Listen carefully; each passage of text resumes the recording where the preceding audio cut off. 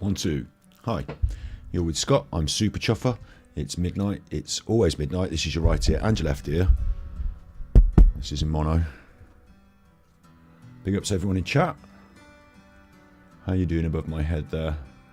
Can you see me? Can you... Sorry. Shouldn't mess about too much. It's actually a relatively serious one tonight, but you know me, can't help but mess about. Can't help but mess about. Can you see me? Can you hear me? Yes, you're all in chat there. I've got my screens. Tonight what we're doing is we're looking at the case of the missing Jack O'Sullivan. He's been missing for a month from the Bristol area. We're going to be tracing his route around based on CCTV sightings. We're going to be deciding what we think is the most likely set of circumstances. There's also an interesting video made by this was made by Tyrant Finder UK. I don't know much about the channel, but they've walked around the area the same area that we're looking at, so we're going to be looking at it from video perspective as well. At the very end, we will make our conclusions. Of course, I know some of you in chat are going to be like, well, Bristol, we're talking about Bristol, we're talking about potentially the Bristol pusher. So we'll look a little bit at the end, but I'm not going to try and sensationalise this. I'm going to make it a serious one. I'm Super Chuffer. You're watching me now. So subscribe, because it's free, isn't it? Most of you already done that. Big ups. Thank you, Red Fan, for the gifted memberships. I need to also do a shout out to someone who gave me some tippies as well. Let me quickly open up coffee. I didn't remember to do that. Thank you very much, Red Fan, for the gifted memberships. We do have members content surrounding this exact episode today, and it will be hopefully available after this episode. It's uploading now. We did a 4-hour look at this whole thing on Twitch, just on the random, and so it's going to disappear into nothing on Twitch. It needs to stay on the internet, but I don't know where it exists really, because a big 4-hour study group sort of session. This is the conclusions. What we're going to see tonight is going to be the main crux of it, but if you want all that extra, it's going to be on the members extras, so that will be there as members content. I do appreciate as well a quick bit of housekeeping. I have been away from this channel for about a month, so I do appreciate, thank you for sticking with this. I've been a little bit poorly. I don't intend to leave it a month between uploads. I do intend to do this at least weekly, but yeah, things just come as they come. We're looking for a big finish to the year this year, and do not stress, everything is in hand. So I will be here more. Things are good, everything is cool. I've got a couple of shouts out to do. Caledonia sent me a tippy during the last premiere that was happening on another channel. Fab Live today, Scott. You've been my secret place to go to lift my spirits this last year whilst grieving. Thank you for the fun and distraction. Thank you, Caledonia. Thank you for the tippies. More comedy gold there, tippies, thank you. If you want to tip me on the coffee.com Ganji, it will read it out on the screen. So there you go. And today's order of play will involve me reading from the Daily Mail. Now, you know that I don't like the Daily Mail. You know I don't like reading the news, but I need a source of the information. Here is one. There's been an appeal from his parents to try and find him. It's been covered in the Daily Mail. I've got 2 articles, the original and the appeal, so we'll read through them both. Then we'll start looking into the pictures, tracing the routes, talking about Bristol, seeing if we can come up with any ideas. Big ups, JJ Kane.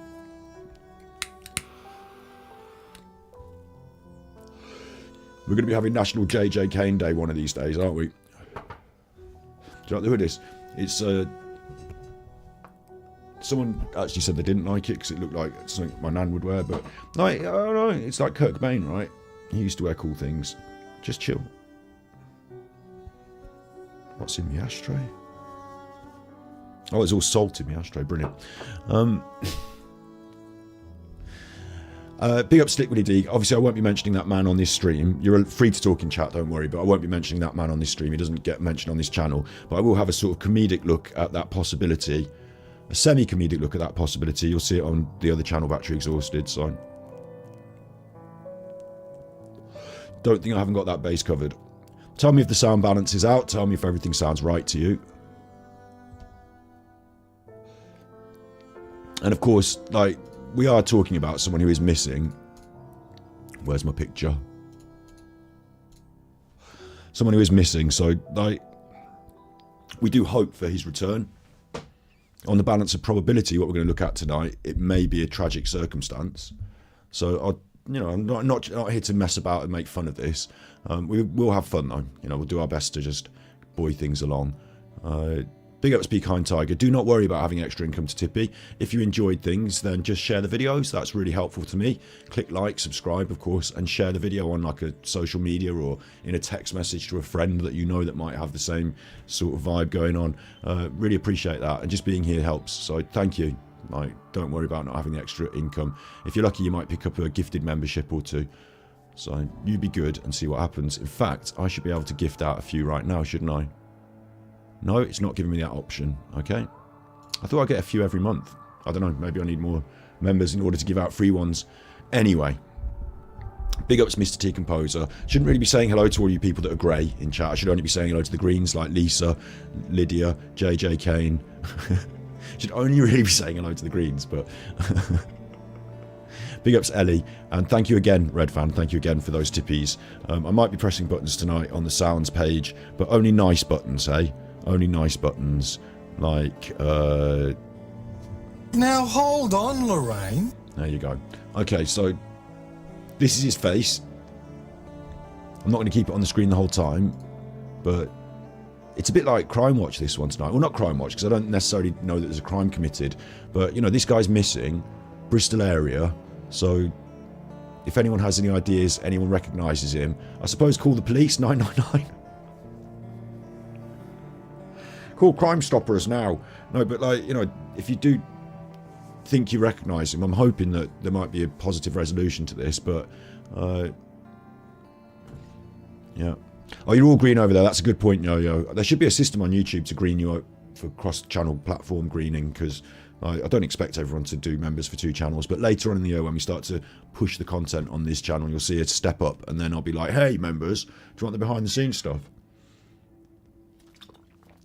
Try and offer something. You alright, Minky? The simple concept is we try and do content with a bit of value. I try and create some value, and if you enjoy it, big up Starksy to Flow. If you enjoy the content, oh bang money, if you enjoy the content, then you can potentially support it or help us to grow to the point where we might gain a sponsor and get bigger numbers on YouTube, and I don't have to grift off you for monies. But right now I still have to grift off you for monies. No, it's all good in the hood. It's all good in the hood. Okay. So yeah, this is what we're doing. Darksy the Flow legend in chat. We're not detracting tonight on Super Chuffer. What we're doing is we're looking to see if we can help solve a disappearance or offer some positive steps forward. So first of all, I need to read through the articles. I need to show you the lay of the land, and I will be doing that by reading through the article and literally showing you on Google Maps and a visual walk through the lay of the land, so we can get a good feel for it all. We'll probably take the walk a couple of times while we think about a couple of different options that could have happened. And I do apologise for reading the news directly out of the newspaper, but it sort of has to be done at some point, doesn't it? The clue that could solve the disappearance of Jack O'Sullivan. Missing graduate's desperate mother begs public to help find phone that could reveal why he's been missing for more than a month. Jack O'Sullivan's desperate mother has begged the public to help her find the one item that may reveal why her son has been missing for more than a month. The 23-year-old law graduate, write that down, we're going to be going through this, I'll be referring to it a bit later, some of the ideas. Vanished after going to a house party on Hotwell Road in Bristol in the early hours of March the 2nd. However, police say Jack's phone remained active for hours after he last made contact with anyone. I just saw Lisa saying hello to everyone in chat there. Hello everyone in chat, and feel free to talk amongst yourselves while I read through this. His mother Catherine said it just doesn't make any sense. I'd agree with that. My appeal really would be if someone picked up a phone for whatever reason, or passed a smashed phone or anything, that would give us an indication of where the phone went. There they are, doing the appeal. You can see where they're stood there. There's like that bit of railing and bypass over. Take notes, it'll come out later. That's Jack. There he is, he's got his medal for doing his running. On March the 2nd, the youngster met friends in Bristol for a normal Saturday night out, travelling by bus at 8:20 from his village of Flaxbourton to a Wetherspoons pub in the city. At 10:45, he texted his mother that they'd moved to a house party and safely arrived at the new location. All good, keys are safe, he wrote. At 1:52, he sent her a final text saying he was okay. Shortly before 3 a.m, Jack left the party alone. CCTV captured some of his movements through the city from leaving the lock party. Great at reading. Captured some of his movements through the city from leaving the house party and passing the Junction Swing Bridge to finally turning down Brunel Lock Road about 3:15. And we will look into these CCTV images deeper in just a second.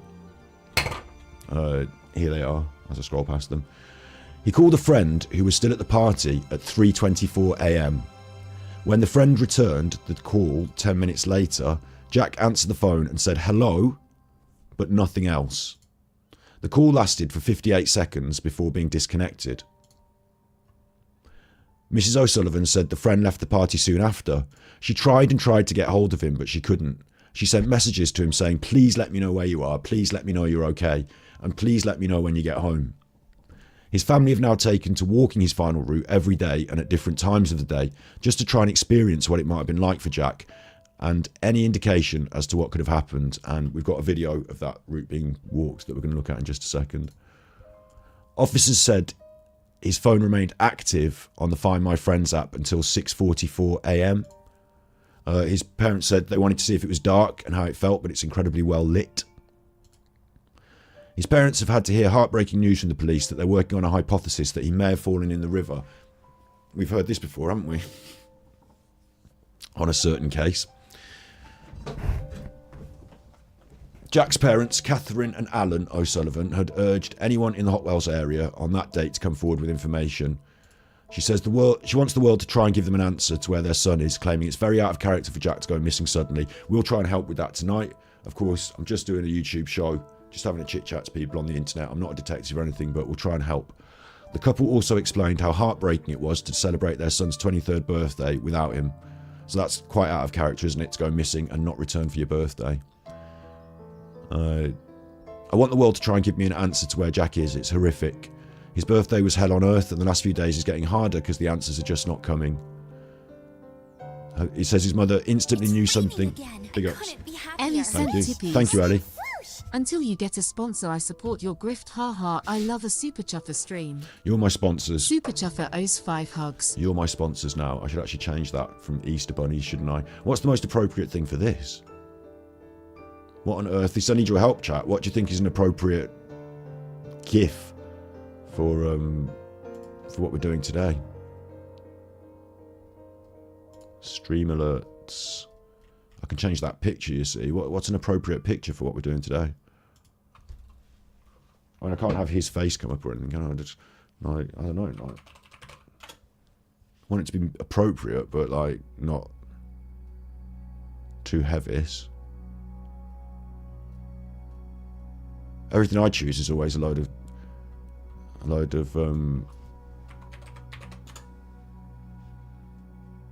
everything I choose is always a load of silly nonsense, so it doesn't seem like, I can't find that exact. I know what you're talking about over in Dolly's one, but I can't find that exact one.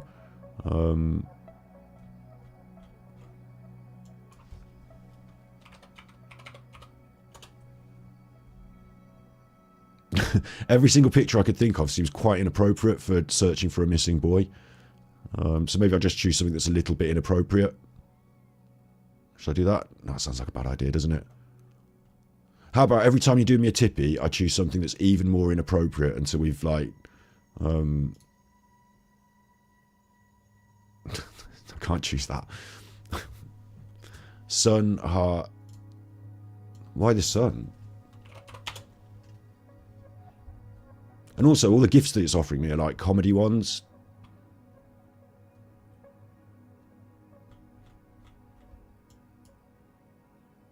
Missing person. If I type that in, it's giving me all pictures from films.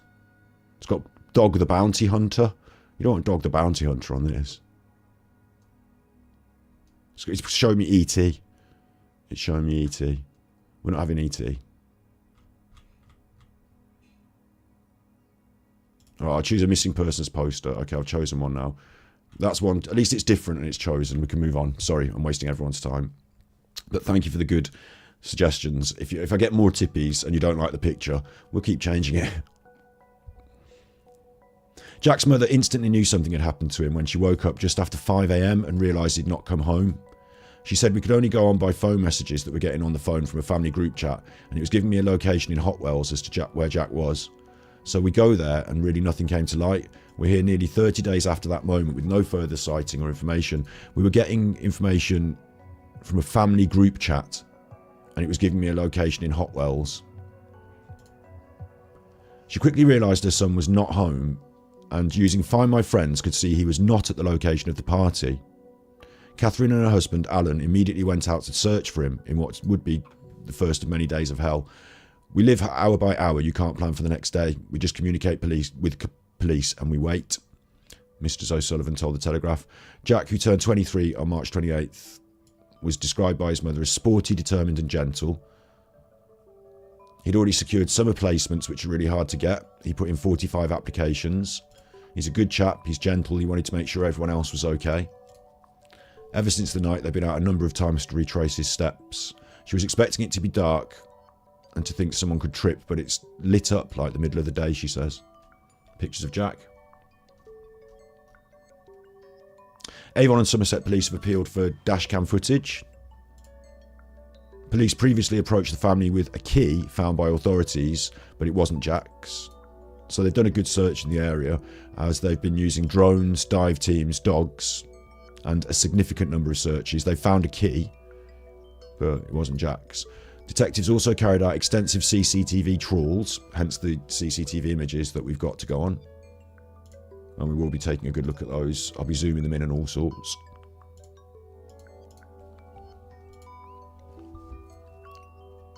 They were looking at Jack's phone to work out why it was active after his last confirmed sighting. When they say that, I assume they don't have his phone, because you said they were still looking for it.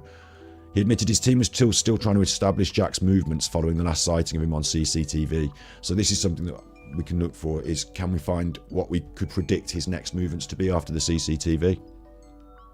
Big up Squirrel Sniper, how you doing? Shouts out. Do I look out of focus? Do I? I could be, slightly. It's saying excellent connection at my end. I'll check it in a second. It should be running through at a really nice rate, and I should be looking really crispy. Although it doesn't say that it's streaming at a high... Hang on, give me 1 sec. If it is, it is, you know. If it is, it is. No, it's crispy at my end. Yeah, sorry. Yeah, you can get me in crispy HD, don't worry. I'm alright. The smallest bit of information could make a huge difference in the investigation. So even if you don't think it's important, we still encourage people to get in touch. Say the police. We're keeping an open mind about where Jack is, but this is very out of character. We've been working hard to track his movements. White, 5'10", slim build, short brown hair. Last seen wearing a quilted green-brown barber jacket. Green-brown barber jacket over a beige woolen jumper. Navy chinos and brown leather trainers with white soles. Trainers, that says, actually. Brown leather trainers with white soles. So, warm and wearing trainers. So that's the first, or the most recent report. We've also got this, which says, this is an earlier report, but I just want to quickly go through it and see if there's any other information. CCTV pictures, went missing on a night out, contact with friends, from Flaxbourton in North Somerset, appeal to find him, they've been searching every day, CCTV images, the phone remained active. So this is like a bullet points of the, you know, of the information here. The phone call at 3:24, he said hello, but then a 60-second call, nothing happened and the line cut out. Apparently it doesn't make any sense. They're looking if someone had a phone, they might have handed it in. These are the deets. Big ups Cheeky Chops, thank you for the £2 super chat. What's a barber jacket? It's quite a posh jacket.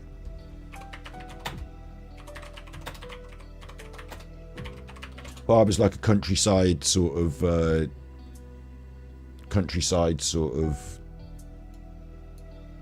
designer label, you know, like a sort of hunting hare and hounds style designer label. I mean, the guy's a law graduate from Bristol. I'll take you through this just now, actually. We'll get into this now.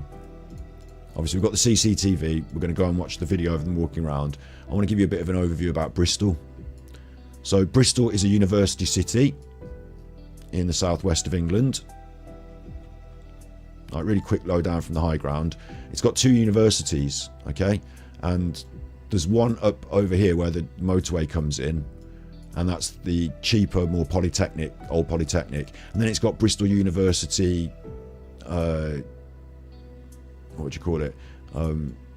Red Brick University. And that university is kind of like at the top of the city centre, up at the top of Big Hill. And it's all old buildings. It's one of the old red brick universities in the UK. You need straight A's to get there. You do top degrees like Oxford, Cambridge. You know, Bristol's one of those sort of top 10 universities in the country. So it's a tale of two cities in a way. You've got a very affluent and quite well-off area in Bristol up this top end, where you've got the famous old buildings. The people that go to Bristol University are quite well off, some of them. You've got the places that they live and stay. You've got the nicer end of Bristol. And the other end as well, you've got Bristol's built on the slave trade, let's get it real. Yeah. So you've got a place called St. Paul's, which is basically like Jamaica Town. Very strong Jamaican roots there. Like, you've got Easton, which is where a lot of the different mixed communities have been placed, and it's a bit more working class. Like, you can get more rough areas in Bristol, let's just get that straight, yeah? And like Easton and St. Paul's, they're up this end. I used to live over in Fish Ponds, just past Easton up there. But the more rough area, the more like, I don't want to, you know, be rude about it, but down market area is up this end of town.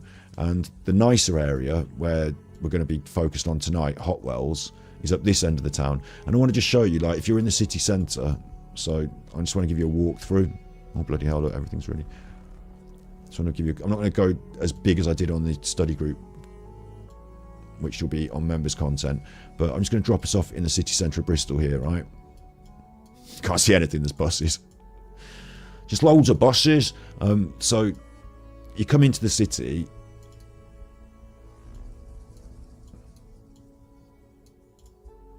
I want to be able to like sort of show you the big open, like we're at the bottom end of town. Good old Google Maps, here we go. And this is like, if you're coming to Bristol for a big night out, you're probably coming in from the motorway direction, this end, and you're probably coming up to the centre of town up here. And this is where you're going to come. Like, you can see it's a big open space. Big open space. There's bars and places up there.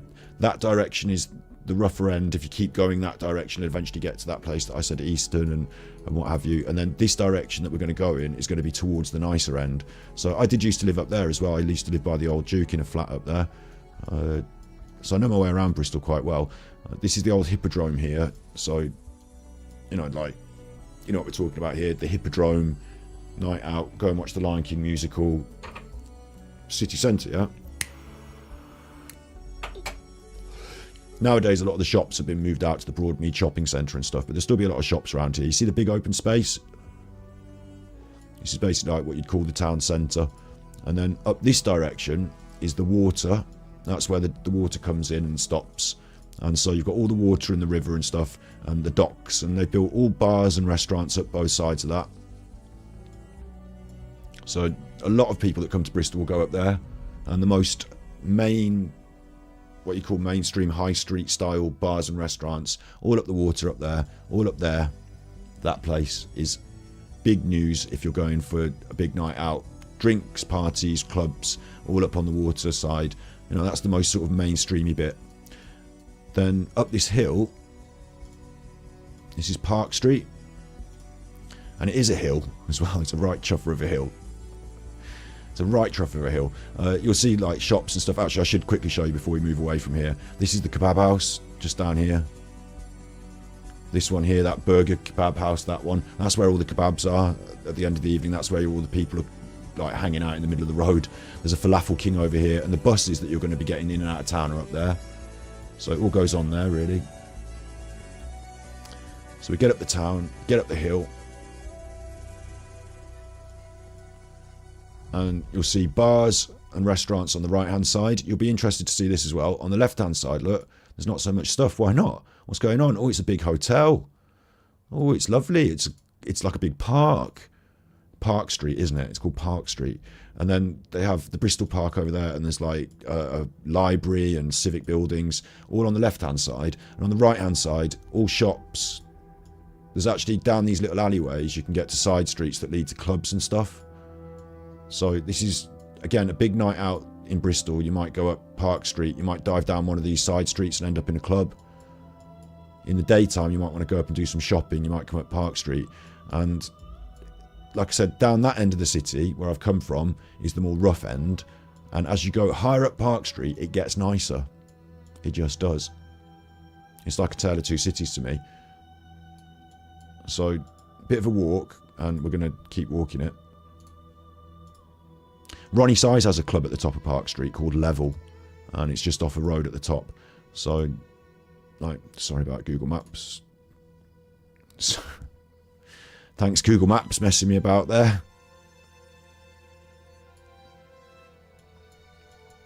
Great, I've lost our fucking place.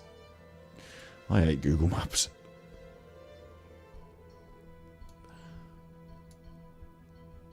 Why is it dropping me there?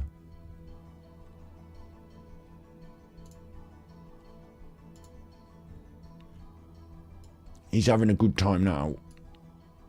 Drop me on Park Street, you chuffer. Park Street, okay. Seems to be quite far up it.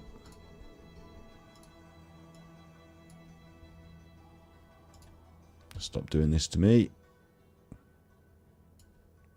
If I have to go all the way back to the Hippodrome, I fucking will. Hippodrome, up the street.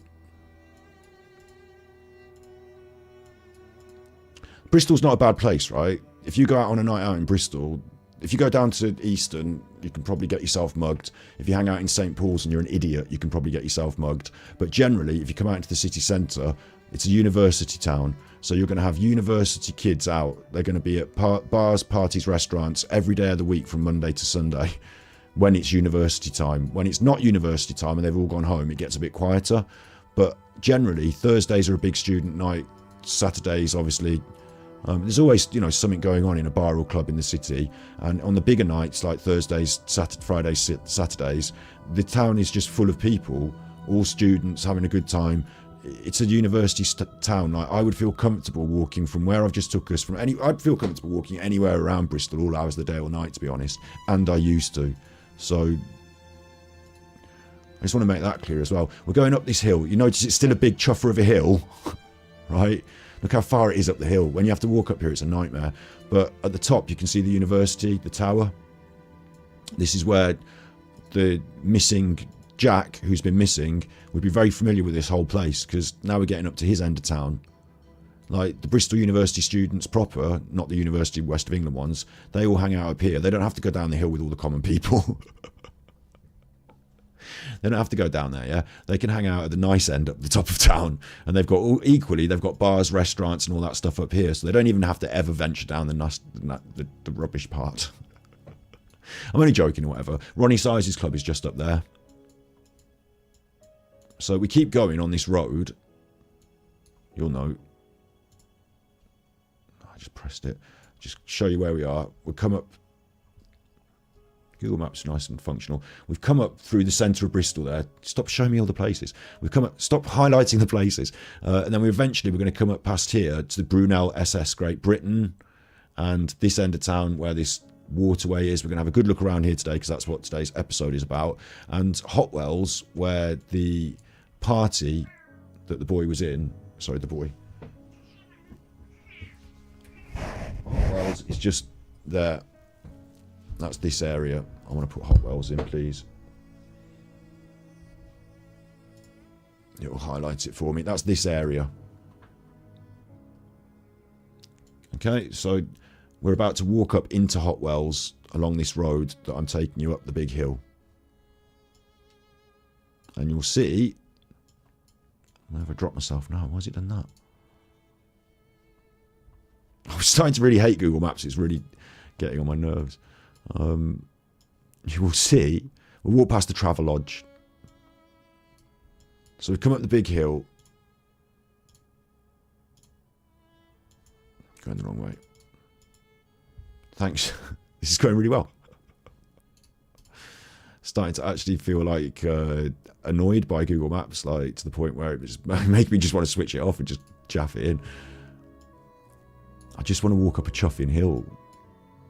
Why are you putting me here? I literally didn't ask to be here. I literally asked to be somewhere further up, you stupid. But not that far up. It's like it just doesn't want me to go where I want.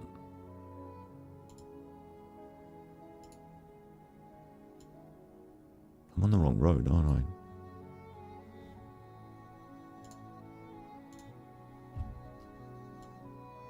Like, how is it doing this to me? Right, I'll do it again. I'll walk up again. No, it's taking me on the side road. You fucking stupid.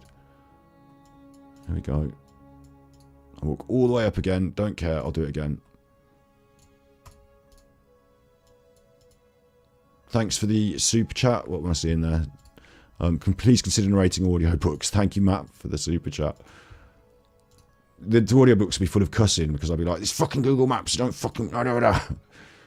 I stop clicking. I don't want to see McQueen's hairdressing. I just want to go up the... See what I mean? I'm not clicking on that in the middle. I'm not clicking on it. I'm clicking on the road. Leave me alone, Google Maps. We've got to get up this big hill again, and it's reminding me... And again... Gatsby's. It's reminding me how often when I used to live there I had to walk up this chuffing hill, and how frustrating it is to walk up this hill as well. So we get up the hill, we get to Bristol University town. That bus is in the way the whole way. We're at the Bristol University. We're going to carry on up, which is now Queen's Road. Okay, we're going to head towards Hotwells. We're going to literally walk there from up in the middle of town.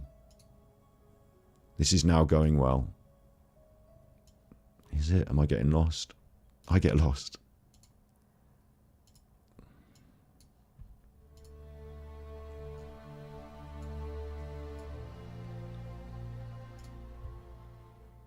Stop doing it like that. I just want to walk on this road to the SS Great Britain. Right, imagine I just got that correct and hadn't got lost off the side road, yeah? This is the hill we've come up here. Please, Bristol, just let me have it. We've come up this road. It's Anchor Road, not Queen's Road. Look, we've come up from Park Street. We've turned onto this one. They've got a theme park and everything up this end. This is the posh part, chuffing posh Bristol. So I don't know it as well. The university's just up there. Look. The university's here. Is it taking me up and around the back? Am I tripping?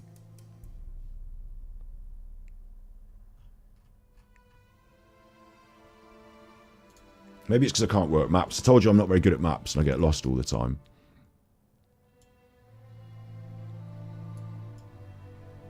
Yeah, it is, isn't it? It's because I've walked up this hill up to here and I want to take us across here to Hotwells. We're basically at the top of Hotwells here. That's why I'm tripping about it. So we're going to walk down by the river instead. I don't want to walk by the river. I want to walk from up here, from the Bristol Art Museum. Oh, give me a second. Give me a second. I'm having a moment.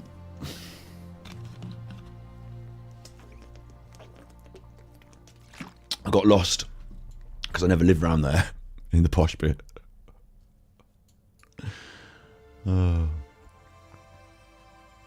This is what's tripping me out, right? Is this road, Anchor Road, is off the bottom of Park Street, not the top. And once you're at the top of Park Street here, at the university and all that, to get to Hotwells. You're basically in Hotwells. Look how nice it is up in this area, in the university area. It's like the nice part of town. And let's just do Hotwells again.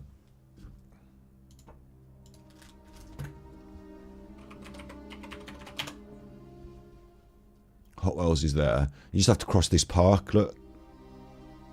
That's what's tripping me out. And it takes you around, this road comes down to the SS Great Britain like this. So there's, you can see the university there in the background. That's where we've walked up from. And to get to Hotwells, we're just going to literally walk down here. Nope.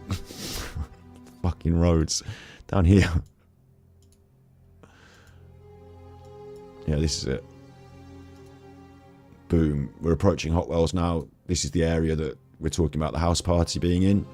And you'll start to see it starts looking like loads of little houses. Like we're in an urban area. We'll move down towards the river. You'll see these are nice houses, like student houses, right? You'll fit like 4 or 5 different students living in a house, yeah? Student houses. But not awful ones, not horrible shabby ones, quite nice ones. At the nice end of Bristol. Quite nice ones. Flats and accommodation, look. This is student land still. Definitely student land. We're on the outskirts still, but look at these houses. This is the sort of place that our law graduate friend has gone missing from. This end here, this is the river. There's the SS Great Britain that I was talking about. And you can follow this road up, which is the one it kept trying to take me on out of town, which I got confused with. And it takes you past the river. You can literally walk out of town to where this house party was, past the lovely river. It's nice. The river's there all the whole time, look. It's massive. Big old river. And when you get to the top of this particular bit of road, there'll be a pub called the Pump Rooms. Over and down here.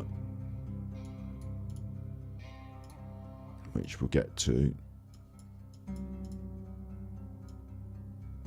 Unless I get lost. Of course, lost again. Fuck. I'm such an idiot, you know. Like with directions, this is my worst one. Like, I'm such an idiot.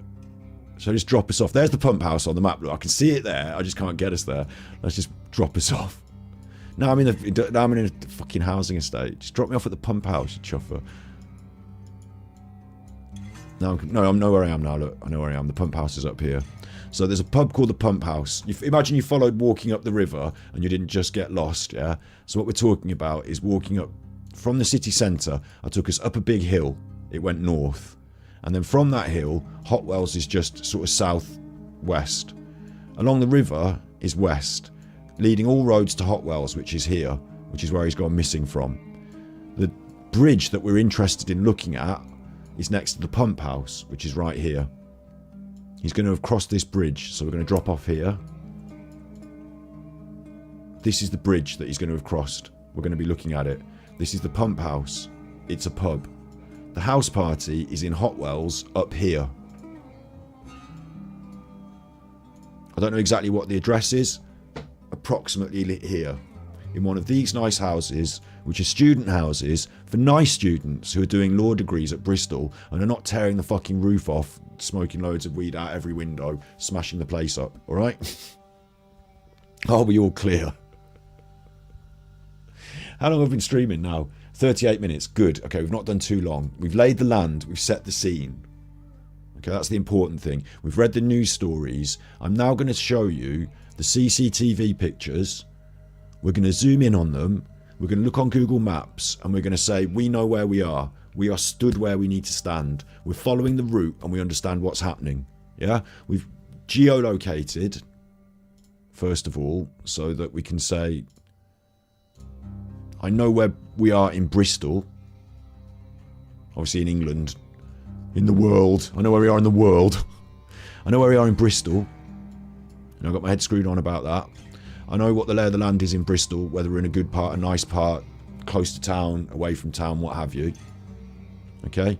And I'm going to understand what this area is like in terms of waterways, places to walk. We're going to try and get a feeling for where Jack was headed, what his movements were like. We're going to chart them on the map. We're going to stand on the corners in the Google Maps. We've also got this video. Like I said, we are going to be looking at it. First of all, I want to do the Google Maps bit first, so we orientate us. Is it orientation? Orientate ourselves. Big up, Sun. Yeah, we're going to look at that. Orientation, and then we'll look at the video and see how it, like, you know, lines up, see similarities, differences, and we'll go through all the different theories. Okay, so we're still on orientation and checking out the CCTV. We're going to ask why he's left the party. We're going to see if we can think where he's going, all of that stuff. So our first CCTV image is this one. Well, first of all, you know, get this down your neck. Missing graduate, last known sightings in order 1, 2, 3, 4. They're on the map. So I'll show you those on the map. That's 1, the pump house. 2, this corner. 3, up and over here. And 4 across on that little bit of grass. Just there. So it's this area. This little bit here. And we've got 1, 2. Make a red thing for me. Okay, no red thing for me there. 2, 3, and 4 across there. Let's have it as looking like this. We've got 1 at the pump house, 2 on the other side of there, 3 and 4. Okay, so the first CCTV sighting, we can assume, as we've said, that we're in this area here. We've gone to a house party. We know that we've left at 3 o'clock in the morning or just before, and we're leaving and we're walking up this road to this bridge. Like, this is almost a certainty, yeah? Well, I say almost a certainty. Almost a certainty, isn't it? He's left Hotwell's house party. He's come to this bridge. And we've got our first CCTV sighting as he approaches this bridge. I'm going to get the Firefox up and we'll make it bigger. I'll be zooming in on him. I'll be zooming in on the different bits. Appreciate that when I zoom it in, it distorts it. It's like, you know, there's only so many pixels. And when we zoom it in, it will make it bigger, so it's not going to be a perfect image. But this is our first CCTV image approaching the bridge.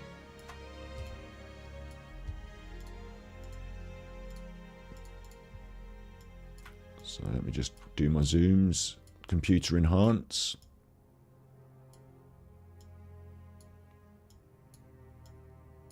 First of all, I want to show you all the CCTV, link them up, and then we'll go through and discuss what we feel his movements were like and what he's been up to and stuff like that. So there he is. That's him. By the description, and I'm guessing they're happy with this CCTV, that is him. That's him. Approaching the bridge. Yep. First piece of CCTV. You right there in chat? Yeah, I saw that Dover and Dolly's mum. Yeah, last seen on Brunel Way. We've got that coming up. Yeah, I'll check. No, when we get to that, if I'm saying something different, tell me again. But like, right. So we're approaching the bridge. We're here. It's daytime this time. We're here on the Google Maps. Yeah. If I just fly around over here, approach the bridge. I'll turn back and I'll show you that this is the CCTV camera that's going to capture that, isn't it? I think it's quite important to note that that makes sense to me. That's the CCTV camera, and I'm looking at this image. So that's where that's come from, yeah? Agree? You tell me in chat if you think I'm right or wrong, or, you know, it's right or wrong. And it looks like that's not pointing at the Chuffing Bridge. So it either moves periodically, or it's got a really wide angle on it, and you can see the bridge as well from where we are. Because I can see it, it can see me, if that makes sense. But it doesn't look like it's pointing at me.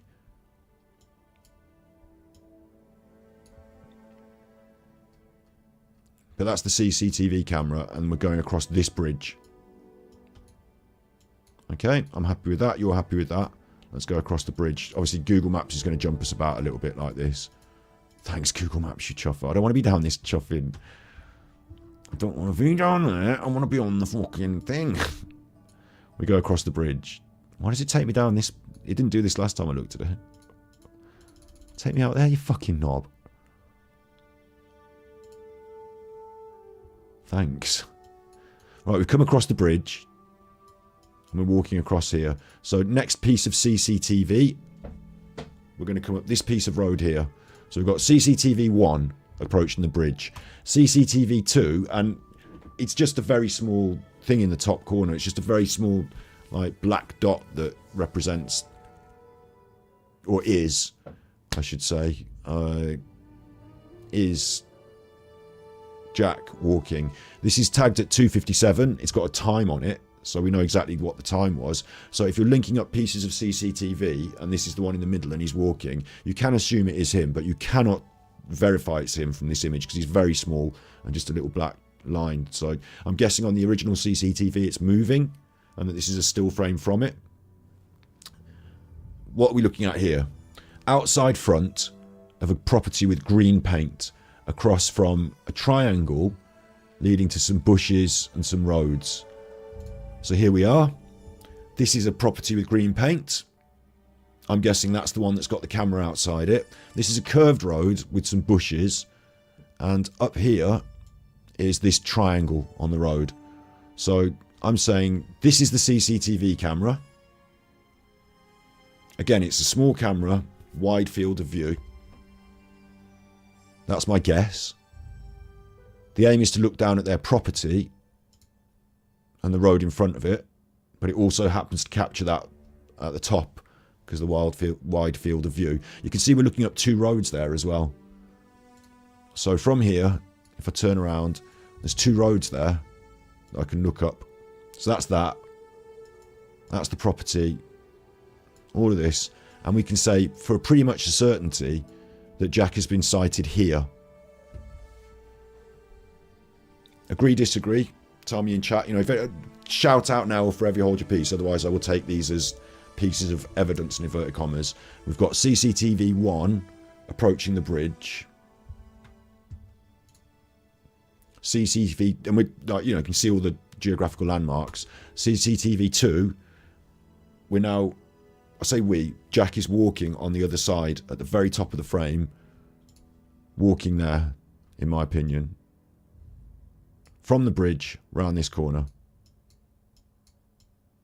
So we're heading this direction now. So CCTV 3. And this is where it gets a bit interesting, I think. Or it's all quite interesting, to be honest, which is why I want to look at this. CCTV 3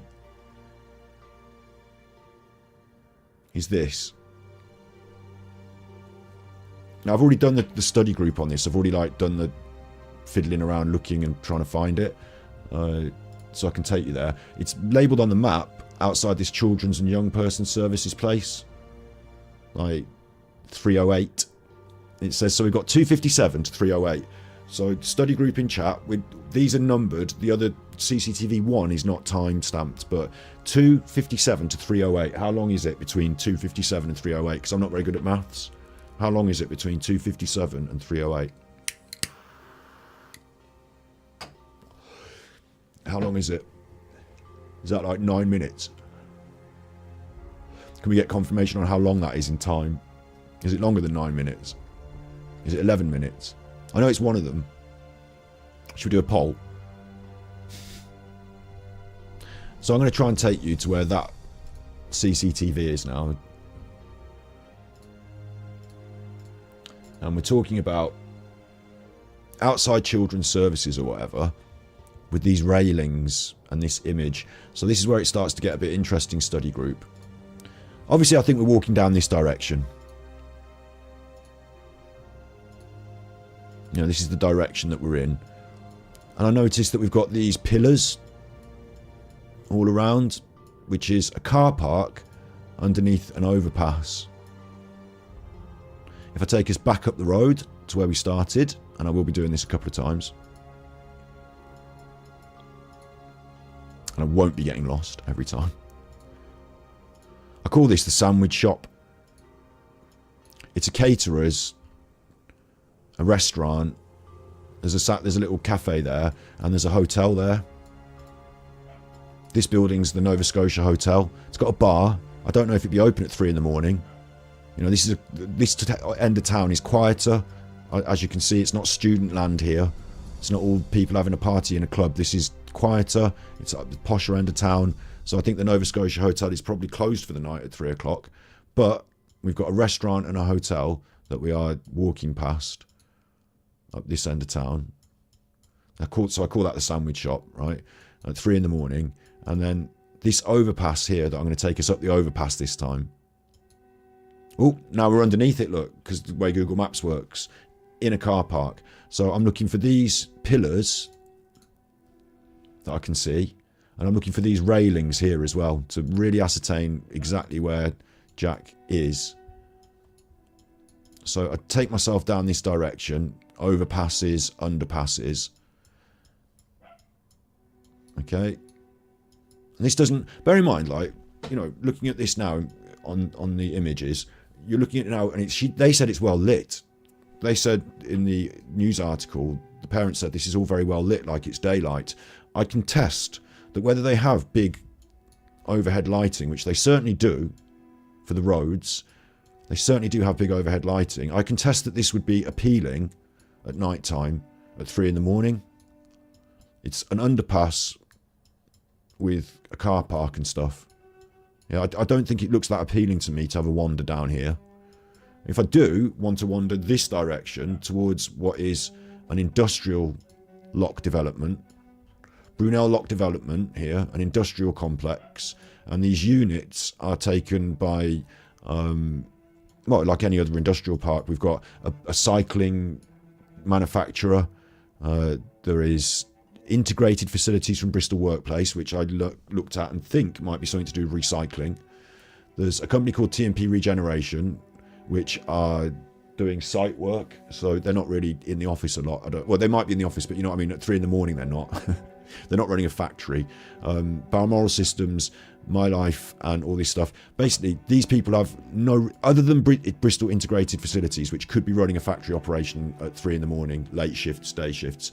There isn't anyone here who's got any reason to be in their place of business in the middle of the night at 3 in the morning. The only person who might be using it is My Life, which is a consultant that does, gym, personal trainer, and they've got one of these industrial lockup units. We'll see, I'll take you there right now actually. On the other side of this building setup, you can see these blue framed buildings. This is the other side of that industrial unit. So if you are, please Google Maps, just let me stand somewhere where I can show people. If you are taking one of those industrial units, you have a public facing side. So you've got the back side that we were just stood at, and then this would be what you would probably call the public facing side. So you've got like a shop front for your cycling business, but it's actually a warehouse where you build your cycles, have your office, and people can come in and buy them. You can see these units are to rent. This one, Balmoral Systems, does fire, CCTV. They're a security company. You can see the shutters here. So this is where we're at. And I'm looking for CCTV number 3, these railings. You know, I want to know exactly where we're at, and I want to know where the camera is. So I come through here. I mean, this does not look inviting in the middle of the night in Bristol at 3 in the morning, yeah? And lo and behold, this is the railings, look, behind me. So I'm going to stand us to get a good look at that. There's the railings. Boom. CCTV number 3. The railings.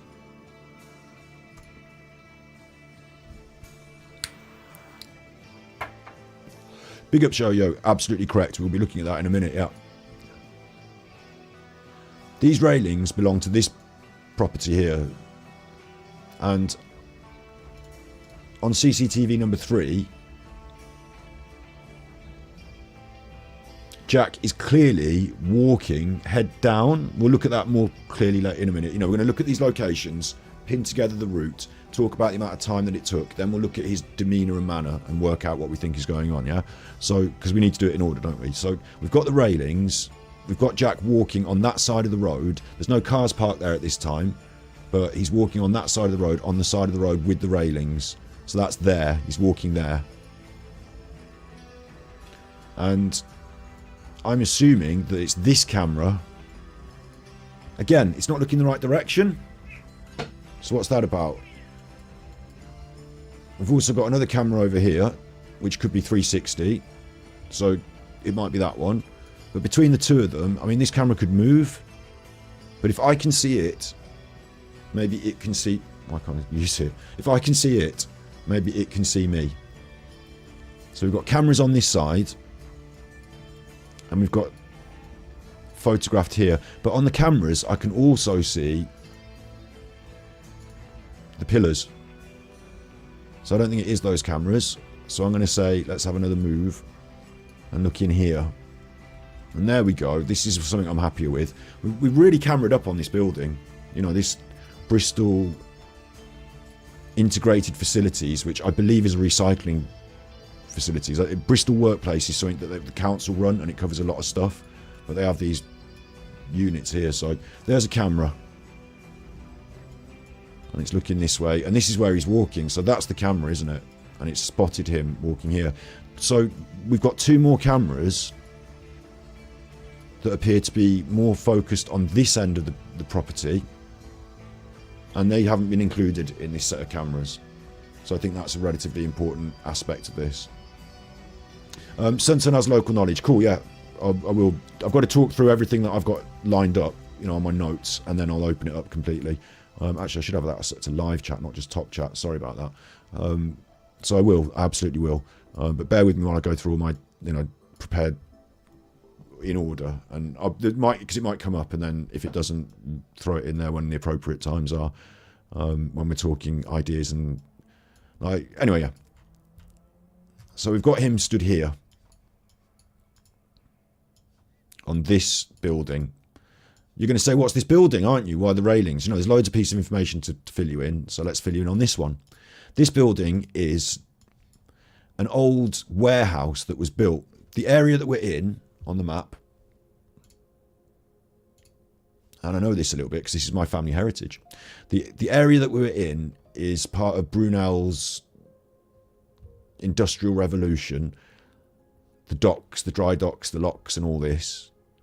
In fact, this underpass over here is named after my ancestor, Jessup Underpass, who was apprenticed to Smeaton and has a proper Wikipedia page about their industrial... Like, they built some of this stuff. So Brunel Lock Road is named after this stuff. The building that we're at, the Create Centre here, is Bristol City Council Security Services. It's the Create Centre. There's all sorts of stuff going on here. They've got the Schumacher Institute, the Bristol Archives, Sunlight Future, Cycles Head Office, Life Skills for Learning, Unison Bristol. So what this building is it used to be a big warehouse for storing tobacco. Big old warehouse for storing tobacco. And now, obviously, big listed building.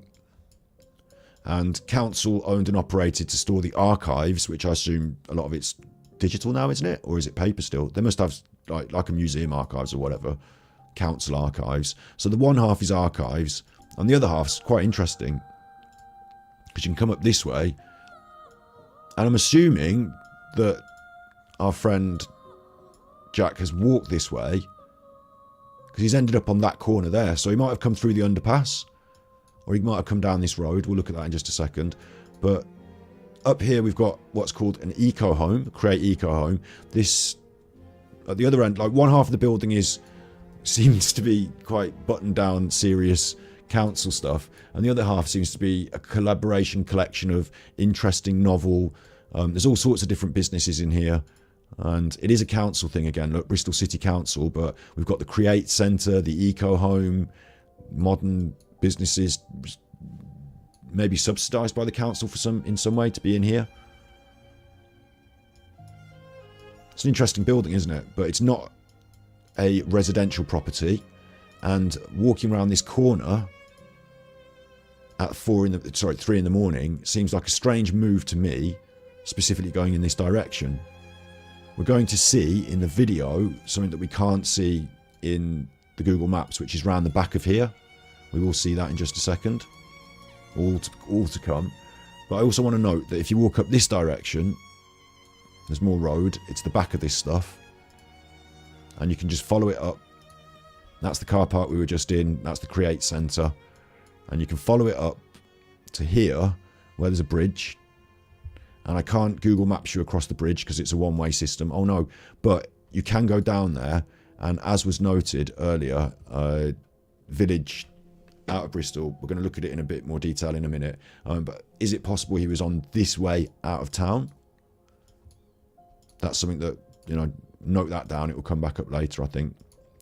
But before we do, before we can say that, we've got final CCTV sighting. So we've come from here, this place, and I'll do it one more time just to, you know, get it in your mind. I'm going to go back up the road and back the way we came. We're at the sandwich bar. We've crossed the bridge. We've come round here. You've got two options. You can either take the big road or you can take the one by the river. Today, this time, we'll do it a couple of times. So this time I'll take the one by the river. Big car park, road by the river, and well lit. As I say, it's a big road.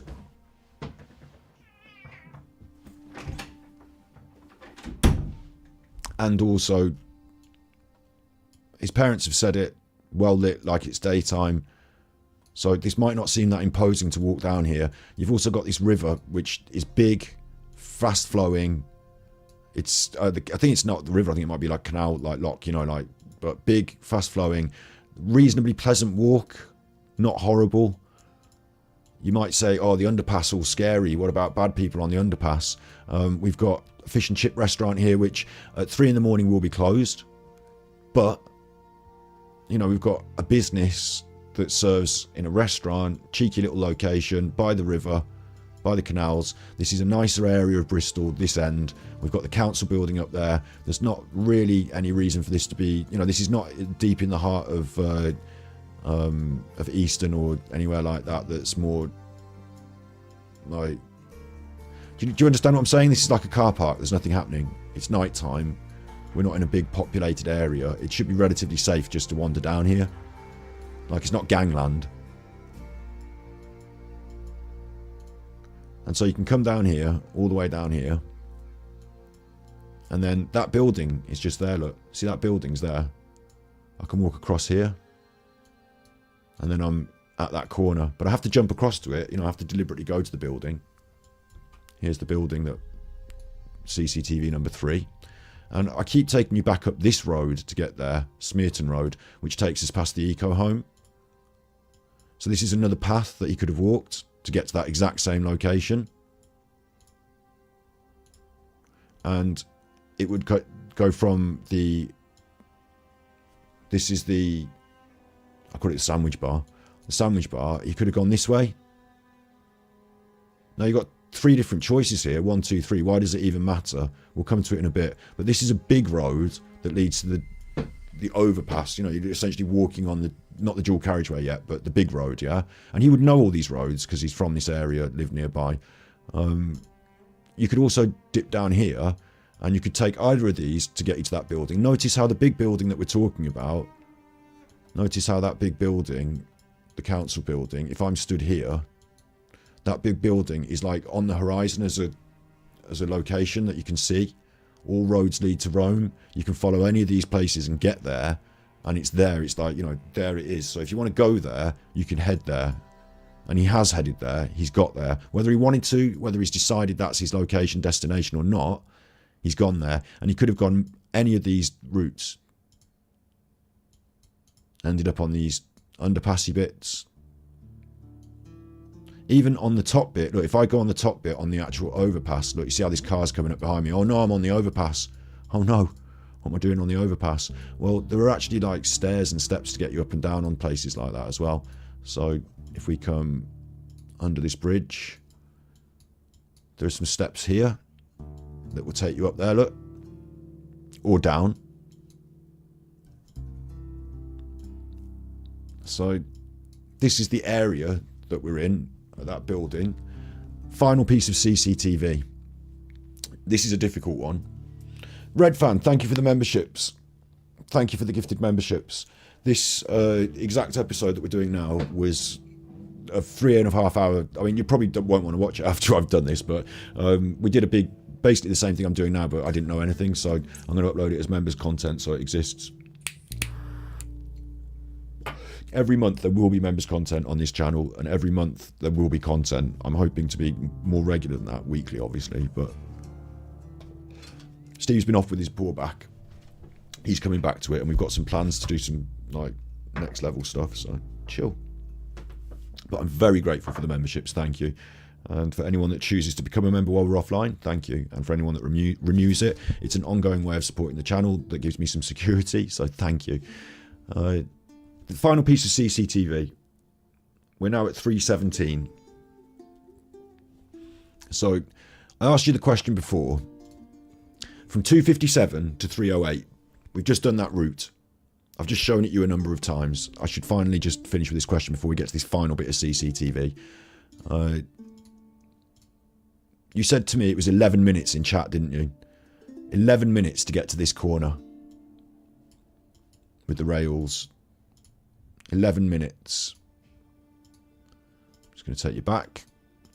I can't judge time on Google Maps, but we're walking, we're on foot, and we're going from here to that building. So 11 minutes? Is that a long time? Do you think it's a short time?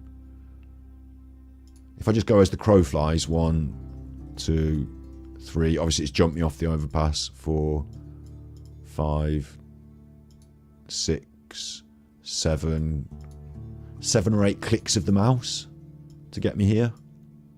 That's taken him 11 minutes. The next steps, the next gap, is from 308 to 317. And it moves us from this to there. On this map, it's got it on this green. On this green here. It shows us on this green. That green is, in fact,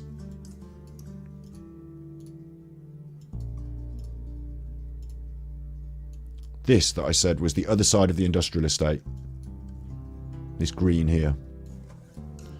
So, if you could help me with the mathematics, I'm saying 308 to 317. How long does it take to go from 308 to 317? What is the time on that? 308 to 317. Big ups, Kenneth. No, I haven't. I might look into it. 308 to 317. How long is that in time? Is that the 9 minutes? Because I know that... 9 minutes. Okay, 9 minutes. So this next jump has taken us 9 minutes. And I'm looking for the CCTV that can see us. This is really difficult, this one. This is a strange one. What we're actually looking at is a car park, isn't it? And there's a curved rail. Like a shadow of a curved rail. We know that's the overpass on top of us. And we know we're in a car park. And we know that we can see the green, because that's where he's pictured. In very small, and I'll blow it up again later when we look at his movements in more detail. But we can see he's pictured on the green there. But otherwise, this is very difficult to see what's going on. I can see a bit of a sign there, which I know is the sign from the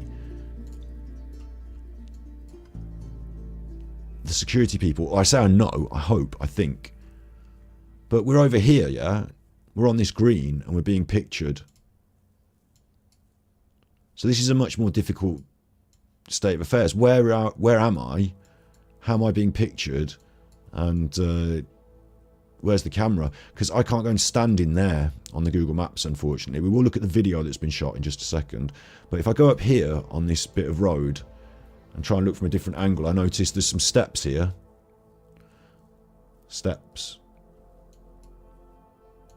And I also note that on the CCTV, like, I can see through there. Look, I can see through there. And on the CCTV, and I will have to blow this one up a bit.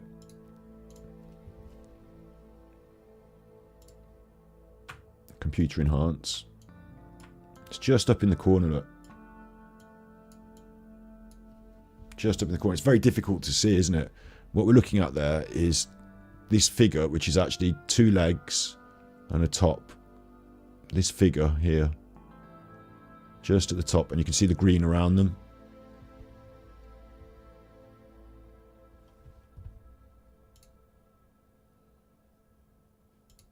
So I'm asking myself, where's that CCTV camera that I can see there?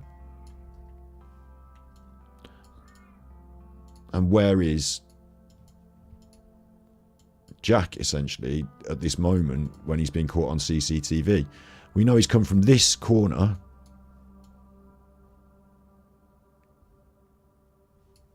And if I look through here, look, I mean, far be it for me to make assumptions, but if I look through here, remember earlier I said which camera is what? Well, I've got a camera there.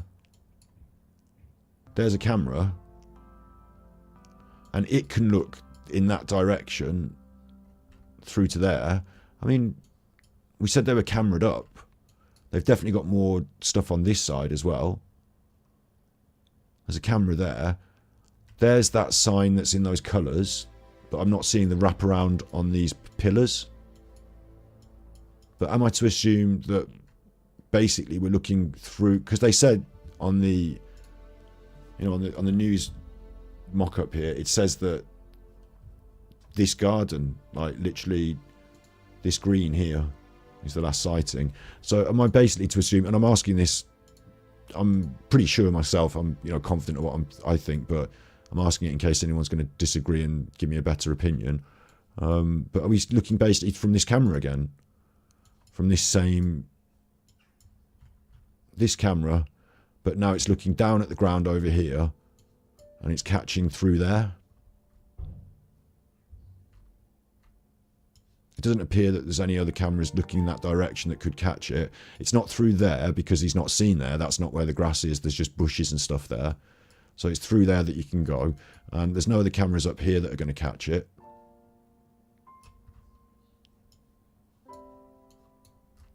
So we've got the same camera twice. This time it's looking back there. We've got a 9-minute gap. You all good? You all good in chat? We all agreed on this? We've got a 9-minute gap and he's gone through there. Right, so this is the first thing that I'm going to really start like waving my red flag or alarm bells about, or at least say is a notable point. At the moment, I've got someone... We're going to pick out every little detail from these, but I've got someone walking from a party, quite normal behaviour. I've got someone walking around a corner, quite normal behaviour. I've got someone doing something a bit different because I don't know where they're going and why their head is down and they're looking at the ground in this one and what we're doing over in this building in this dark corner where we're actually headed. And the more confusing thing to me is that we suddenly cross that I can see is literally just from there to there. And it takes us 9 minutes. So options are, we've walked around the back here and it's taken longer. We're going to look at it in the video, the actual moving images in a second. I keep promising it, obviously one thing at a time, yeah? Or, yeah, agreed. I think, could he be going up those steps? Could he be heading out here? We'll look at that in more detail when we look at each individual shot in more detail and we decide different options. So that is a possibility. But it's interesting it's taken him 9 minutes to go from there to there, isn't it? And I think later on that might lead us into more detail as to what I think is happening. But I want to explore a couple of other options before we do that, because like it's important to sort of rule a few things out, I think, that might be a bit more... I'll tell you what I use. I don't want to be here like saying, oh, let's do 10 episodes on this kid, and each episode I'll throw out a different theory, and that'll keep us going for 10 weeks. Like, I want to make sure that we just sort of cross off a couple of things that might seem like, oh, it could be this, it could be that, but we might be going down the wrong hill, you know?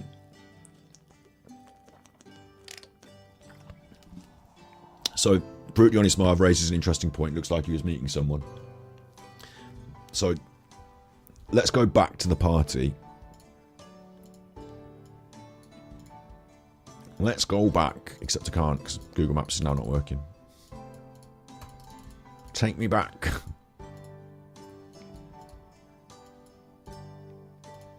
We've come from a party in Hot Wells. So, on my notepad I've got,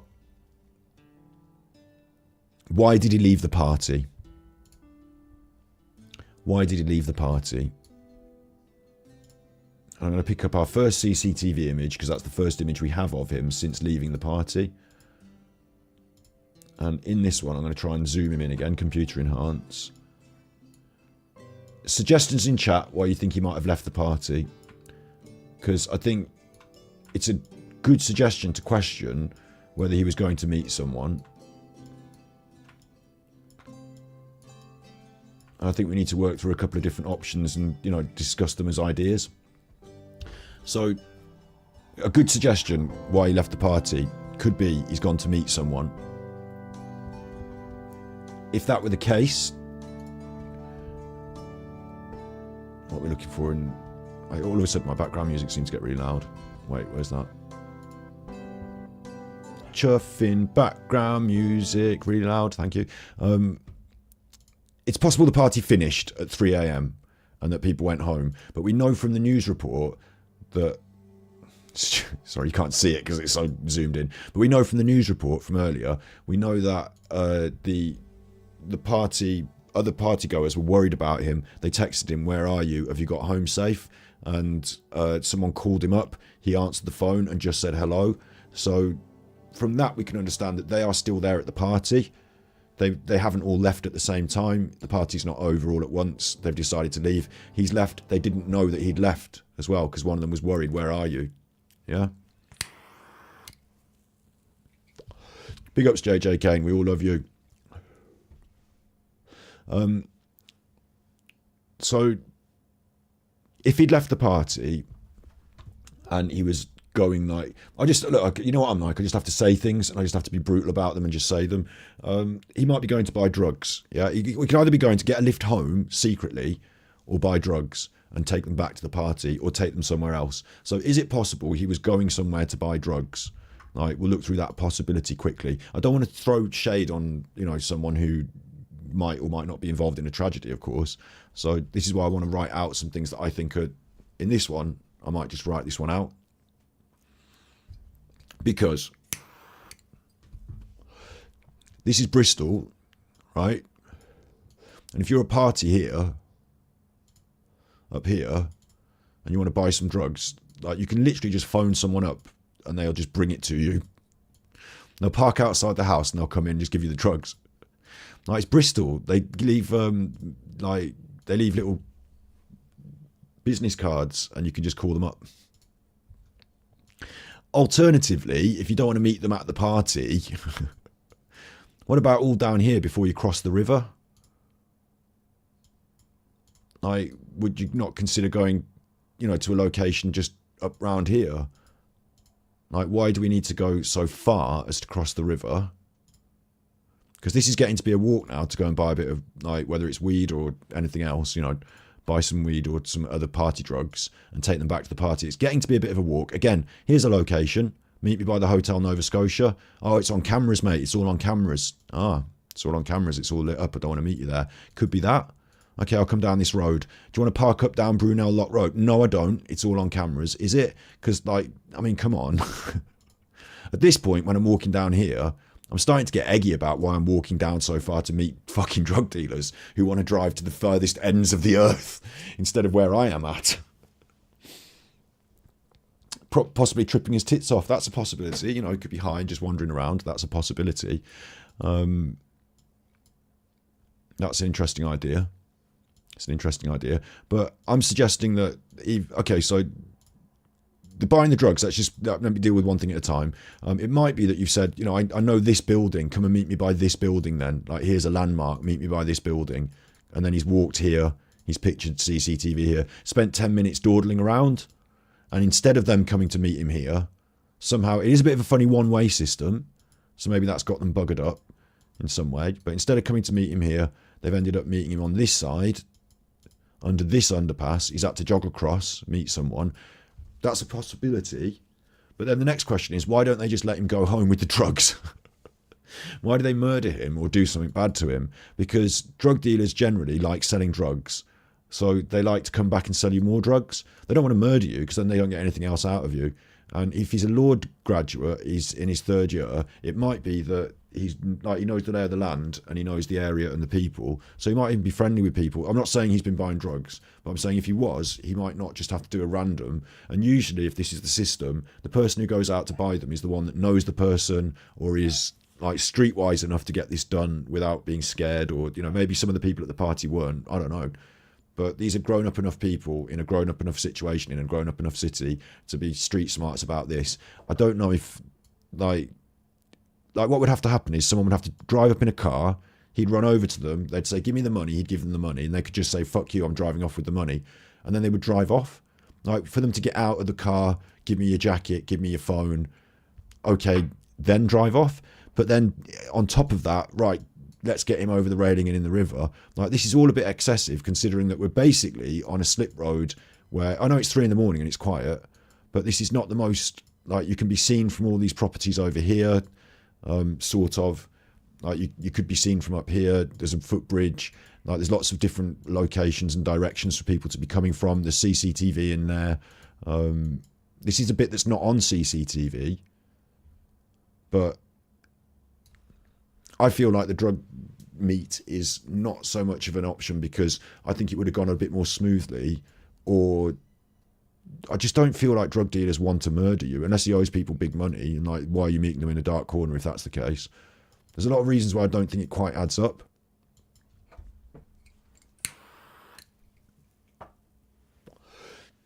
So there's that. The drugs trip and the running around on the drugs, you know, and generally having a bad trip. I'll take that as a suggestion. I think you'd probably end up down here by this park bit by the river. I don't know if you'd end up that far down up there by that building. And certainly the places that he seemed to wander seem to be a bit more dark and foreboding. Rather, like, down amongst all that under there seems less, you know, welcoming than some of these other places. And he's had to walk quite a way. Also, the aspect of the party and his friends at the party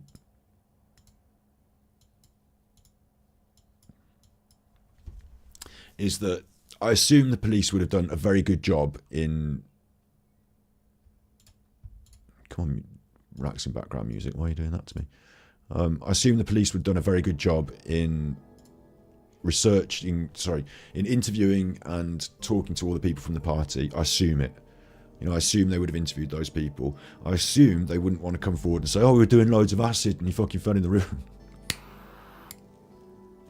But then listen, right, we're law graduates, we're at Bristol University. Like, we're not, like, when you go to uni, your first couple of years, you do your partying, like your hard partying, and then you have to knuckle down and get your degree. And if you're a law graduate, you've had to do a bit of knuckling down, and you might not be, like, the most 3 a.m, off your tits, running around the streets sort of vibe. You know, I get the impression this house party, certainly in this area of the world as well, like these nicer houses, this nice rent. You're still student land, you're still going to get parties. But you know what I mean? Like 3 a.m, things might be winding down. Certainly drunk, but I would hope as well the police in the interviews would have been able to ascertain if anyone was feeling guilty, if anyone was not telling them the truth, you know, and stuff like that. I would like to question further Nicole Kessinger. Sorry. They have had divers in the river. I don't know what the extent of the search has been, but they have had divers in the river Celtic Cross. The thing that I would like to know is, you know, deeper questioning of the people at the party, how they felt his frame of mind was when he left. Certainly one person, his friend, she texted him repeatedly, are you okay, etc. Had he made any advances onto anyone? Was he feeling rejected or spurned? Sometimes people just, you know, go off on a bit of a wander and stuff. So the reason for leaving the party is something that is unsure to me. I think to buy drugs, I think we're crossing that one off though, because I think, or that he would have done that and it would have ended in this disappearance. I feel not so happy with that as a possibility. Plus you would have phone records. I mean, even people at the party might be brave enough, just like, if there's enough people at the party, surely someone would say, oh, well, he went to meet someone. I can't say who, but he went to meet someone. They would want him to be found. So I think people are worried, but I don't know if there's an assumption of guilt amongst the people at the party. And I think that's also plays into the idea they called him up after he left and he just answered the phone and simply said hello. Now, this is an interesting one. This is actually kind of interesting.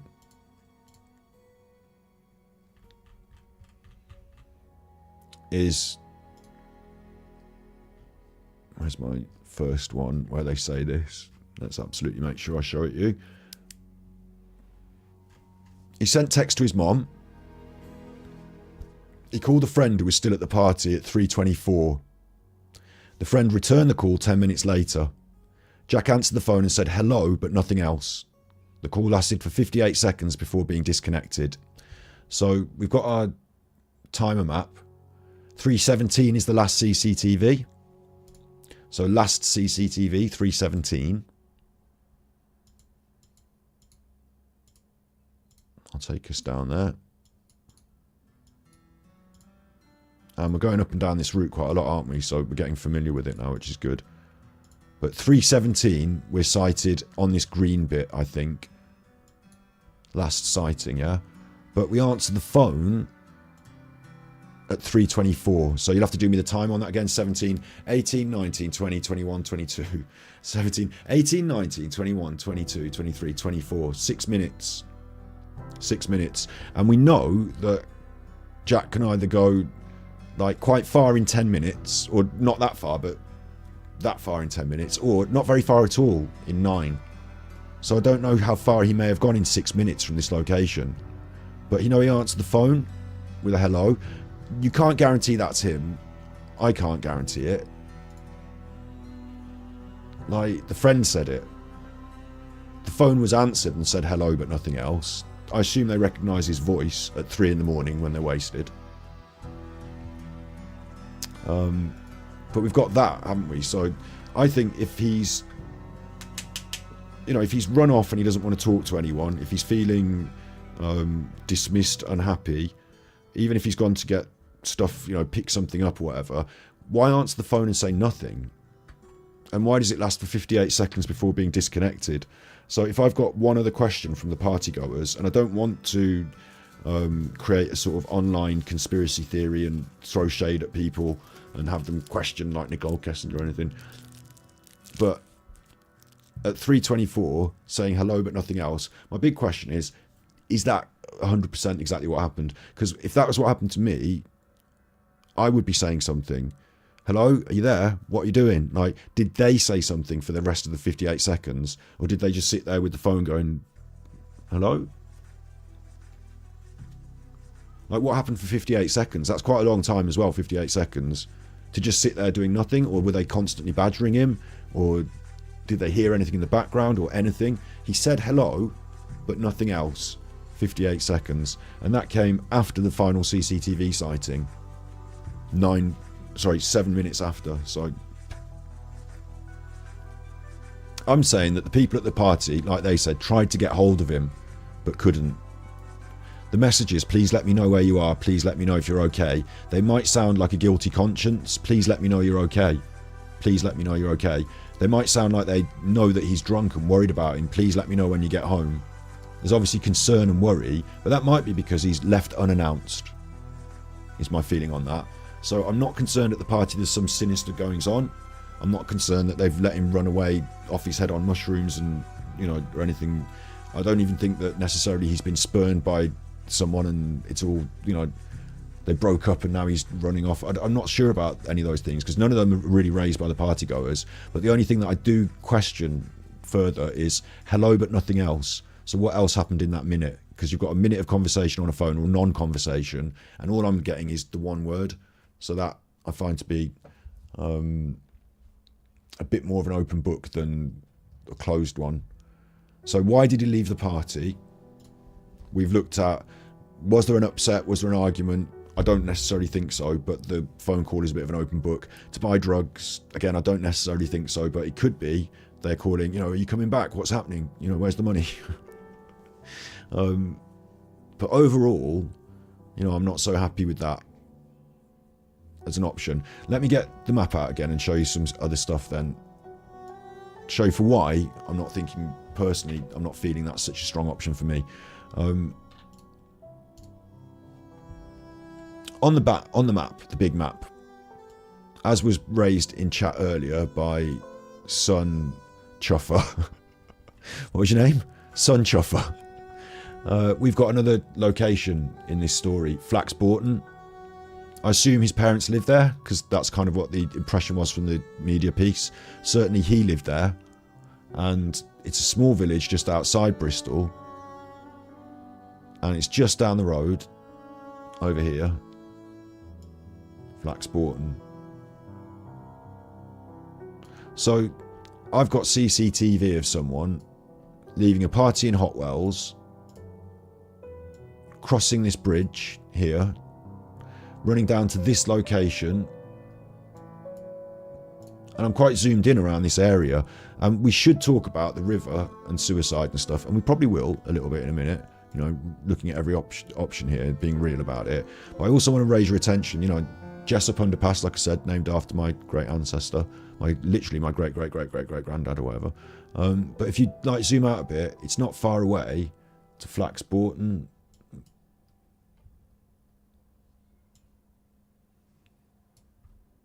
Which is there on the map, up this road, up there. In fact, if I did Flaxbourton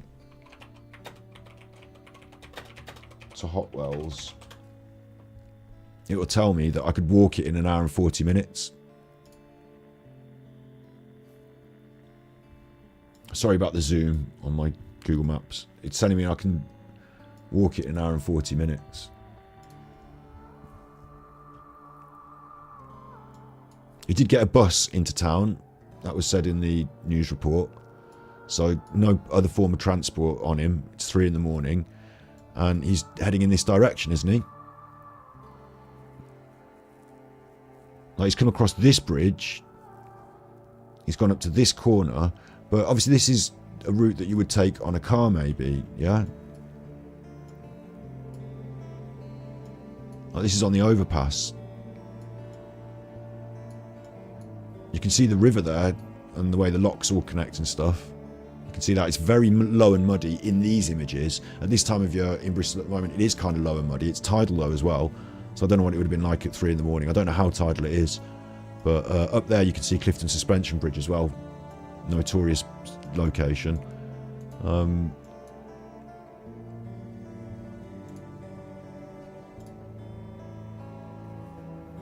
So I feel like there's options, right? Where was he headed?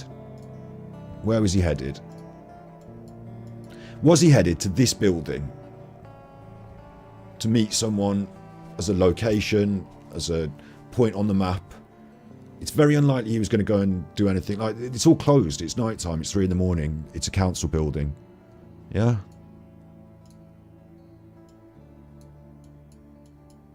Was he headed to this industrial estate?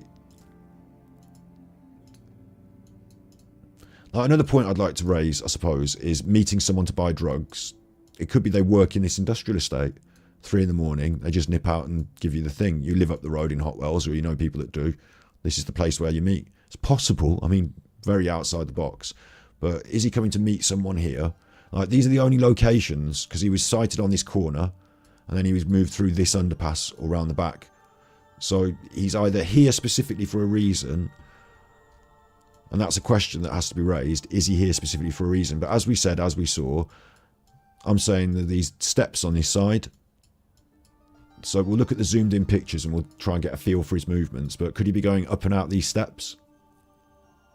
And why would he? Why would he take that route when he could just walk up this here?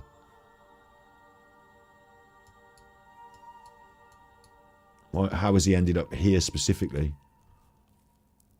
It's a bit strange, isn't it? There's lots of different... All roads lead to Rome, so to speak. But if he wants to be up and on that overpass, there's steps there as well. There's different ways to get there.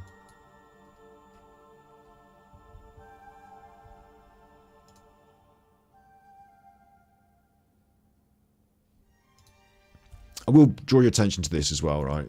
I said I just mentioned it, so I'll just do it now. The Clifton Suspension Bridge. Like, Samaritans, obviously, if anyone's feeling bad.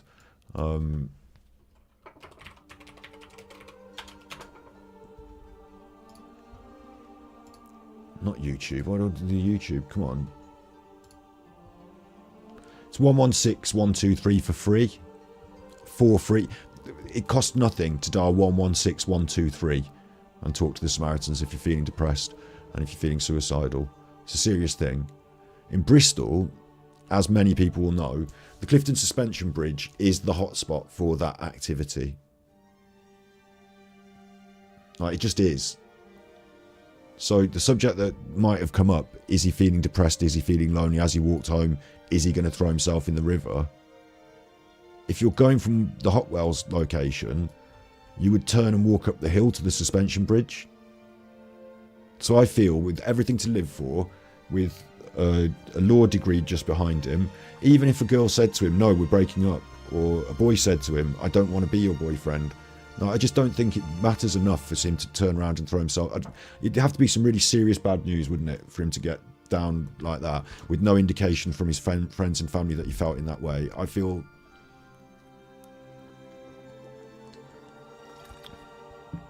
he might be up to the suspension bridge. Is he the drug dealer? That's an interesting question, Marv. That's a question. Again, it's a bit of a walk at 3 in the morning, isn't it, to sell some drugs?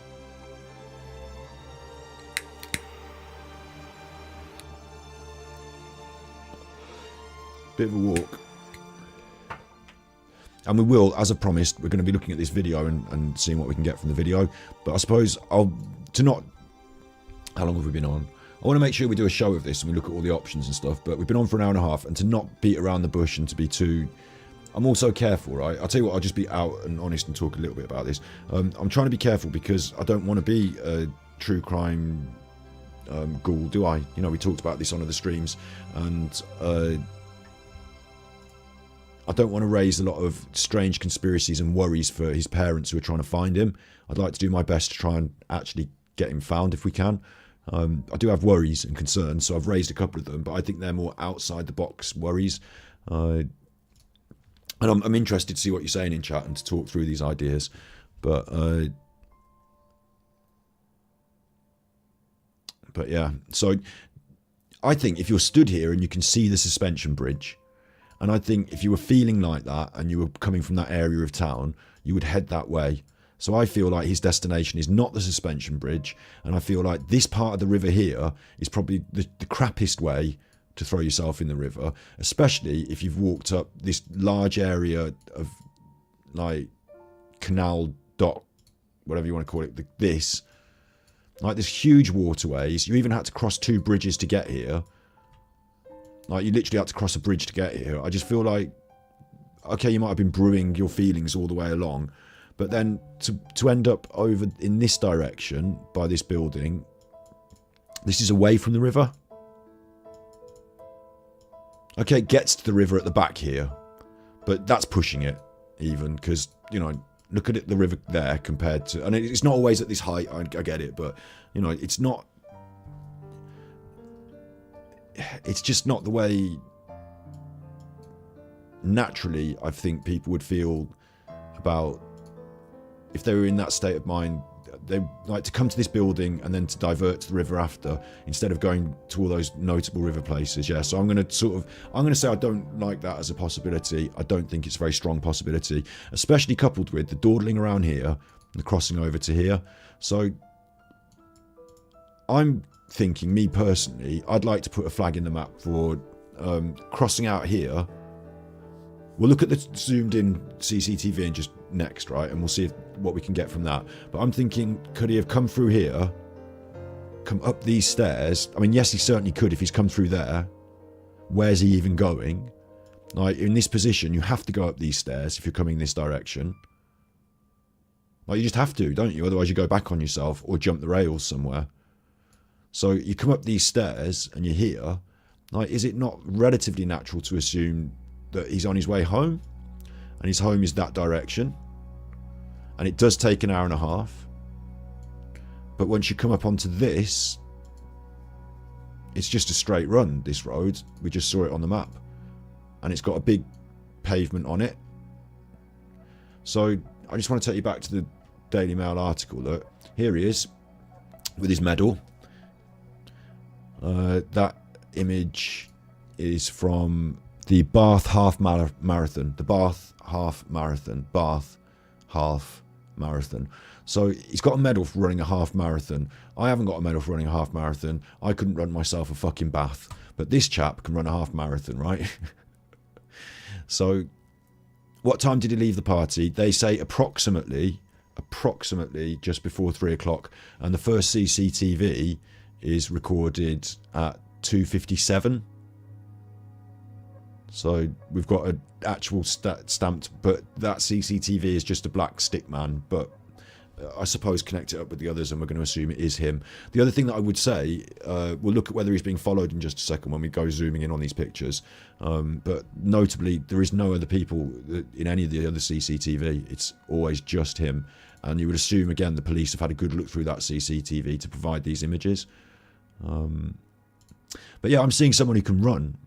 And if I remember his description correctly, he was wearing brown leather trainers with a white sole, a jacket. You know, it might be a bit warm, but like, there's every possibility he could go for a jog.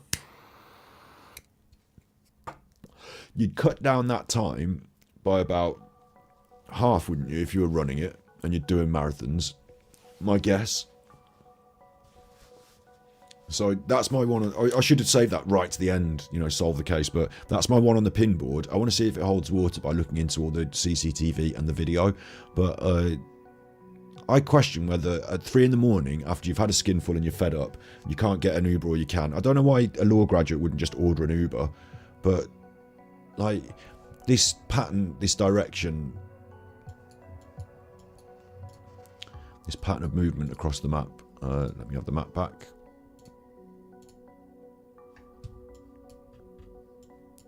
Right, that's the direction of his home. Down a straight shot road. Oh. Why did I do that? Why has it done that to me? Stop doing that.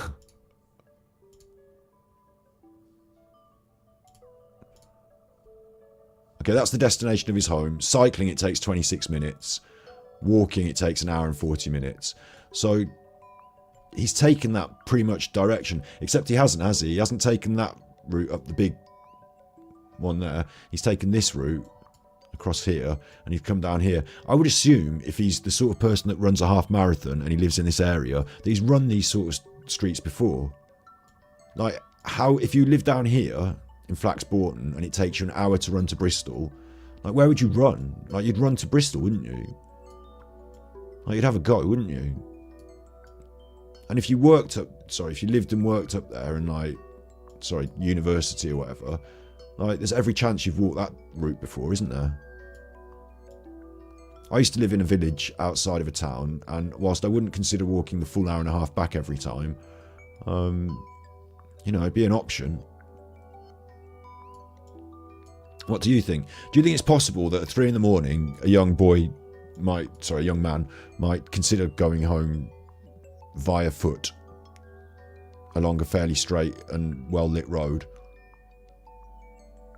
You'll have to put that on the pin board for me. I think that boys do. I was looking earlier to see if there was a short I remember seeing once, like, why do boys do this? And it was a bunch of people outside a club, and they were like, all right then, bye, I'll get an Uber. And he was like, I'm not getting the Uber, and he just ran off. And, like, you know, some people do it. I used to have a mate that used to ride a push bike into town, and it would be like a fucking half-hour push bike rider, and just do it every time. Like, some people like that sort of stuff. 3 in the morning, he might have decided to just do a disappearing act and go home. Maybe he did get too drunk. And that might explain, if he's too drunk, disappearing out, go home. Because you've seen that as well from your mates before, haven't you? Disappearing out, go home. And then where did you get off to? I just had to go home. Just binned it off. You hope they get a taxi, but that's why they're all worried and texting, a bit too drunk. He might have gone across here and thought, I'll just go this direction. And there's a footbridge here, look. The Ashton Avenue Bridge. We saw it before. I'll drop you off and we'll look at it. So, remember this, remember where we are.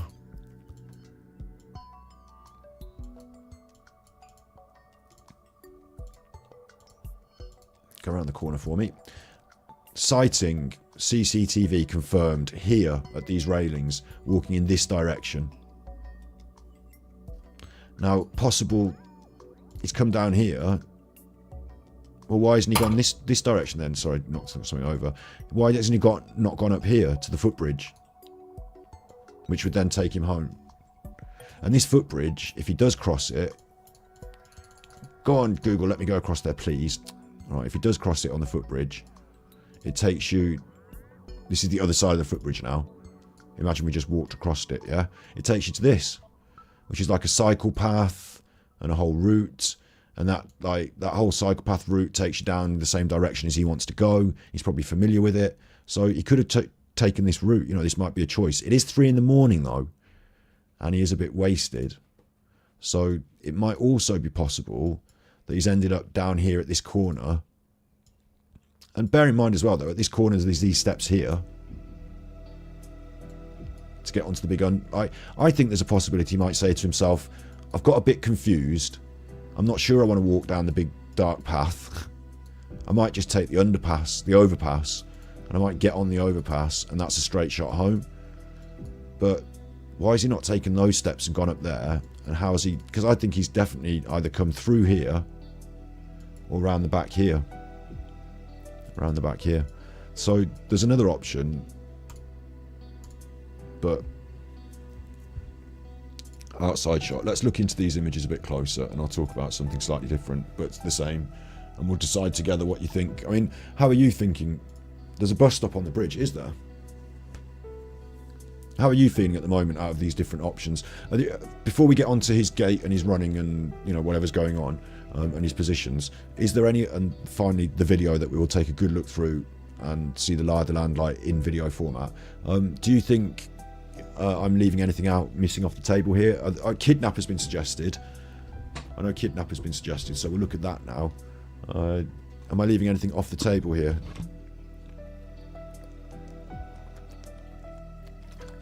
Big ups CCTV.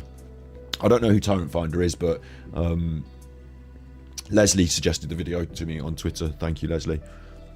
So I'm not, you know, I'm not saying negative or positive about their channel or anything. I just don't know who they are.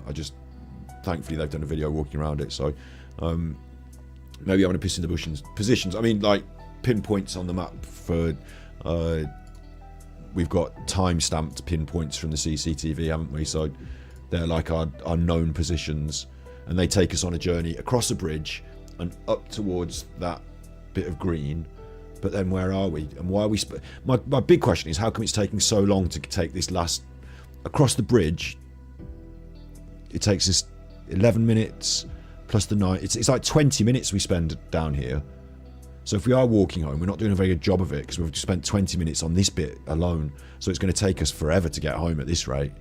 You know, and that's why I think maybe he might be thinking, hang on, did I take the right route? Am I getting a bit confused? I'm drunk. I might just go up on the bypass and just take the straight road. But it also feels like he's hanging around in this area a little bit. So that's a bit strange. His phone location, I don't know. From what was reported, I told you at the start, that they had him on the... last contact was shortly after 3:30 from the call, but his phone remained active on the Find My Friends app until 6:44 AM, but I don't know where the location was of that activity. It's not been reported in these articles, but active on Find My Friends, whether, and you'll have to tell me, his parents located, they haven't located the actual phone yet, have they though? Because they're appealing for the actual phone to be, the whole point in the news article, which was 2 days ago, is if anyone's found a phone, can you hand it in? Because it would be the missing clue. So they haven't actually located the handset. They just used on the night, they used the Find the Friends app to try and go and find him, and they were out searching for him at 6 in the morning, which told them to go to Hot Wells. So that was the last known location on Find My Friends, and at 6 something, it stopped then after that. So I don't know if Find My Friends will register your last known, your exact, you know, I'm not sure about that, but these are the timestamps we've got here. And it's taken him 20 minutes to go from one end of that road to the other, and whatever's happening. So I want to go into more zoomed in detail on these pictures. Picture CCTV 1. I know it's difficult. Zooming in, I know it gets pixelated. That's the problem with it. So there it is on a wider shot. You can see here something that's interesting to me. He's crossing the road, in my opinion. That's what I think. Tell me if I'm right or wrong.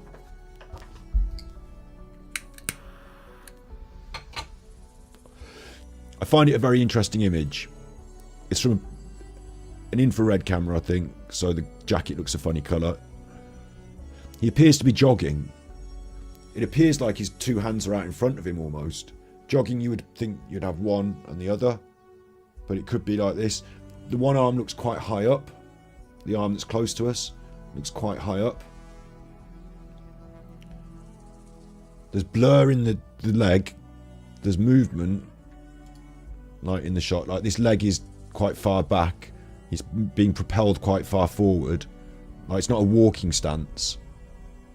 And there's a bit of blur here where, I mean, it's a CCTV off building from the other side of the road, isn't it? So, so you've got all that in it. His neck does look to seem to be a little bit. I mean, does he hold his neck forward? Some of us do. But I do a little bit sometimes when I'm leaning forward looking at the computer. Or is it just his movement, you know, his pace, his gait?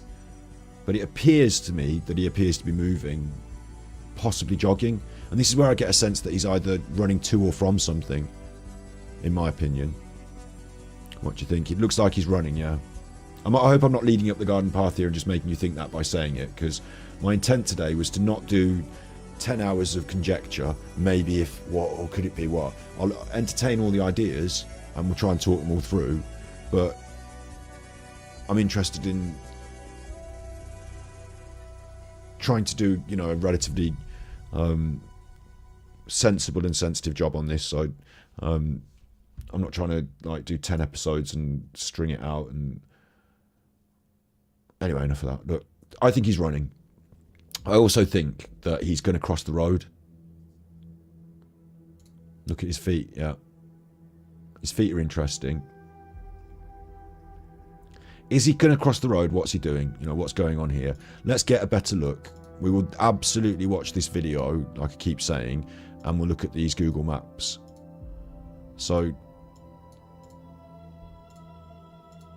we're in this position, Google Maps.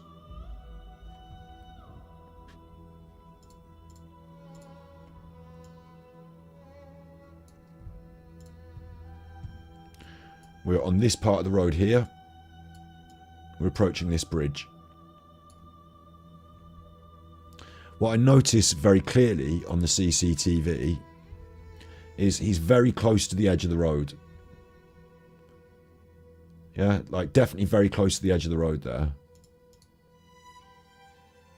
Like he's almost facing away from that building.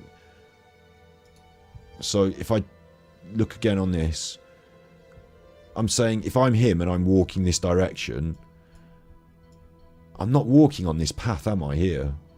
By the side. I'm not going down there. Am I?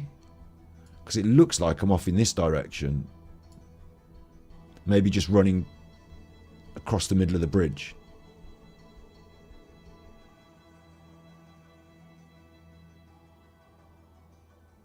Big ups, John Eads. If his phone's providing data to find my friends, it should also be providing GPS data via pings to the cell towers. Interesting.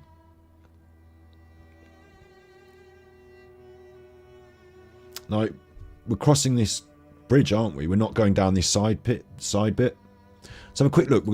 We talked about it just a minute ago. Tyrant Finders UK have recorded this video. I'm not going to watch the whole thing. This is that bridge.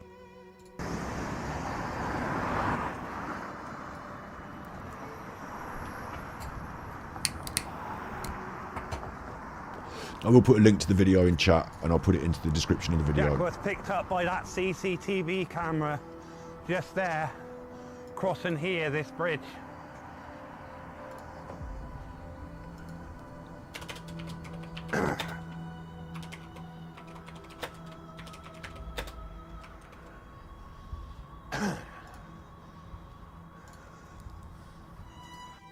So, Tyrant Finders is walking us across this. At this point, Jack cannot have felt suicidal, in my opinion, because he would have turned to the river and considered the suicide. No? I don't want to light on that too much further because it's a thing that gets us done on YouTube for monetization, but also I don't think it's really an option that I feel is a strong option. When I'm looking at it, though, I'm seeing him cutting across. And when I'm looking at this CCTV image, I'm saying he's running, and he's running. Like, I don't think if I was running, I would run towards that tight side of the bridge when this big open easy space in the middle. I just think he's running into the road. Yeah, so it begs the question, is he running? We don't get moving CCTV, no Jess, unfortunately not. It begs the question, is he running to or from somewhere? Is he running from someone? Another question I have about this CCTV image that just comes in my mind is that if I was walking towards here and there was someone walking towards me on that bit of bridge, whether they were a nice person, whether they were a scary person, if they had a buggy, whatever, like I'd just consider, just because it's a small space and I'm moving at speed, I'm not going to want to run into them. They might be scared by me running at them. It's a small, narrow, I might just avoid it and just walk through the middle instead. Of course, from the CCTV images and from being on this bridge, you can't get, like, you can't see who's on what side in that path. So if he's running away from someone, I would expect to see them pursue him. If he's running towards someone or to something, then he's just going to go to his destination. So he's going to be jogging, he's moving quickly, he's going to aim for his destination. Yeah. This looks like he's crossing, and as we saw from when we crossed the bridge ourselves, if we cross the bridge ourselves, this looks like he's running towards this Nova Scotia. Like if he's going to run in the middle of the bridge, then his direction of transit is this direction, almost as if he's going to come up out the bridge and carry on in this direction and like head down here, isn't it? He doesn't, obviously, that's not where he goes, but it's almost like he's going in that direction. And we've got the linked CCTV. We've got, that's number one. Number two, very difficult to see him. But number three, it's him again. Yeah, like almost unmistakable from his description. I'm sure that his friends and relatives would have said that's him if they know it's him. Number two, not so easy. But this is really interesting. CCTV number two. We're now looking at, like, and this is going to get, you know, I'm going to blow this up and you're going to be like, you're doing a chuffing shadows. Like, there's nothing to see in clear here, but we're seeing a figure. This one's not infrared, so you can see it's darker, but that's him apparently. I'm laughing because, you know, CCTV these days, but when I zoom it in, it becomes indistinguishable. But it's a black figure on the street, all in black, and they appear to be moving towards us. It's very rough though, isn't it? You know, is that metadata? Like, they appear to be moving towards us, so it's hard to see. But what you can see, and what does stand out to me, is that they're on the other side of the street. So again, if I'm here and I'm running, which is what we're assuming Jack didn't want to cross down there, like in this video. I'm saying he didn't do this. I know they've walked it. I'm not critiquing him for doing that. It's natural to walk it. But I'm saying he didn't. We are walking the last known route of Jack O'Sullivan, who went missing after attending a house party on the 2nd of March. He was last seen at around 3:15 AM in the Hot Wells area of the city. I'll stand up under there in a minute. So, yeah, we can go stand up under there.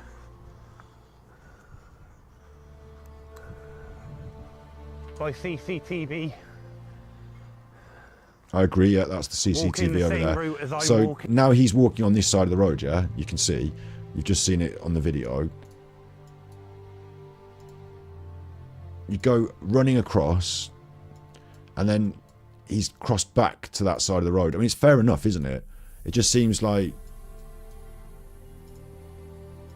I thought he was in transit in this direction, and he's decided to come across there, and then... I mean, maybe it's just easier if you're a runner to just avoid that little footbridge. Maybe he knows it because he goes running there all the time. Maybe that's his route. She's running, look, on here, and she's on that side of the road. But I don't know if it matters, if it makes a big deal. You know, you tell me what you think. Does it matter? Does it make a big deal if he seems to have altered his direction? He's come across there, and now he's come across here. Like, did he alter his direction, or am I making too much of that? You decide. That's a very difficult sighting as well, though, because I agree with the police stitching together these CCTV things and saying there's one there, there's one here, there's one here. They're all him. But this one isn't distinguishable. This could be someone else. I don't think it is, but it could be. And like, it's possible he could have run here, seen someone, and there's other ways to run around here. Look, you can go down here and under the bridge. You can then run up the canal, up this path. Like, you could have someone stood on this corner and you could run into them and think, fuck, I don't want to be seeing you. Not you on this corner. I'm just going to nip down here and run up this path. Like, there are other routes that he could have taken without seeing Jack running in this area on the CCTV. With it being so small a small person, it is a possibility that CCTV number 2, and this isn't something I want to make a big deal out of, but we're stitching that together to say this is his route, but we're not 100% certain that's him. I haven't seen the moving image. I'd like to see how fast he's moving on the image and which direction he moves. If there is a consistent moving image, if he crosses the road or if he goes down the river path, you know, those things matter because of where he ends up. You can see how well lit this is in the middle of the night. We've said that a number of times. So it doesn't look dark and scary, but the direction of his transit to the place he gets to, he moves into a darker space, but it is very well lit. Questions, yeah? This was a month ago, so maybe not so much media coverage. I don't know.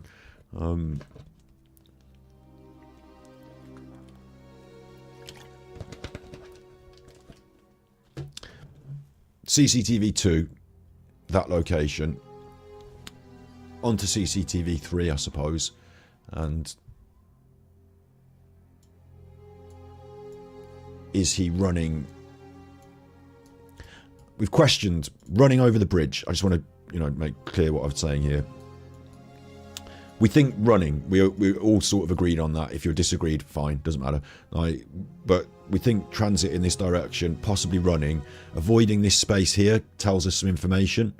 It's either there's someone there, or he doesn't feel that running is easy in that space, so he's avoided it. Or he wanted to go in a different direction and changed his mind. I see a runner here running across that part of the bridge, so they do run on it. I assume if he's a half marathon runner and he's lived in this area and he goes to parties up here, he's run in this area before. And there's all these different lovely routes up around river. You know, all this that we're talking about could potentially be escape routes or evasion routes or shortcuts or whatever you want to call them on your way home or whatever. I'm just assuming he knows these pathways and routes and runs. Just assuming that. So he's jogged across here, and then someone is definitely seen here. Could well be him, because we're stitching it together as he ends up over here. Now, I'm saying as well, on the CCTV, I would expect to see someone in pursuit of him if he was being chased. Also, I would expect to see cars, like, you know, if we're talking about bad people, the city, we've got to remind ourselves of this. We're in a nice area. There are rougher areas in Bristol. Drug dealers go to all the areas, of course. They drive around and drop off and pick up and do stuff. But they don't tend to kick off massive, weird, like, scary crimes in nice, affluent little areas where they're trying to do their trade. Like, they want to be low-key and subtle and just get in and out. In a nicer area of Bristol, even 3 in the morning, like, you know, it's okay to wander home, to walk around. It shouldn't be like a scare zone, okay? It shouldn't be that bad of a scare zone. Over here, there's a footbridge. Fair enough. I was just saying about all these places that people can come jogging and running and what have you. Over the other side of the footbridge is a similar sort of setup. I'm now on the other side of this footbridge. Let's get us there. That's the footbridge. Where is it? This is the bridge. That's the big bridge.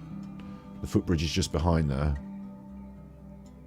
Should just be here. Hang on. There it is. There's the footbridge. Yeah. So that's the location last seen at. Last on CCTV. This is the other side of the river. And again, it might not look so pleasant at 3 in the morning. They've painted it up to try and make it look alright. It's like parky, benches. It's a nice area of town. It's hot wells up there, so it's not so bad. But we don't have to go far in this. Fucking come on. Just take me where I want to go, you chuffer. Stop taking me up on the overpasses.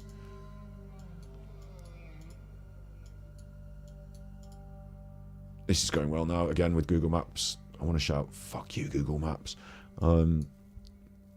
Because I just want to see an indication of homeless activity here, which I saw on my last look.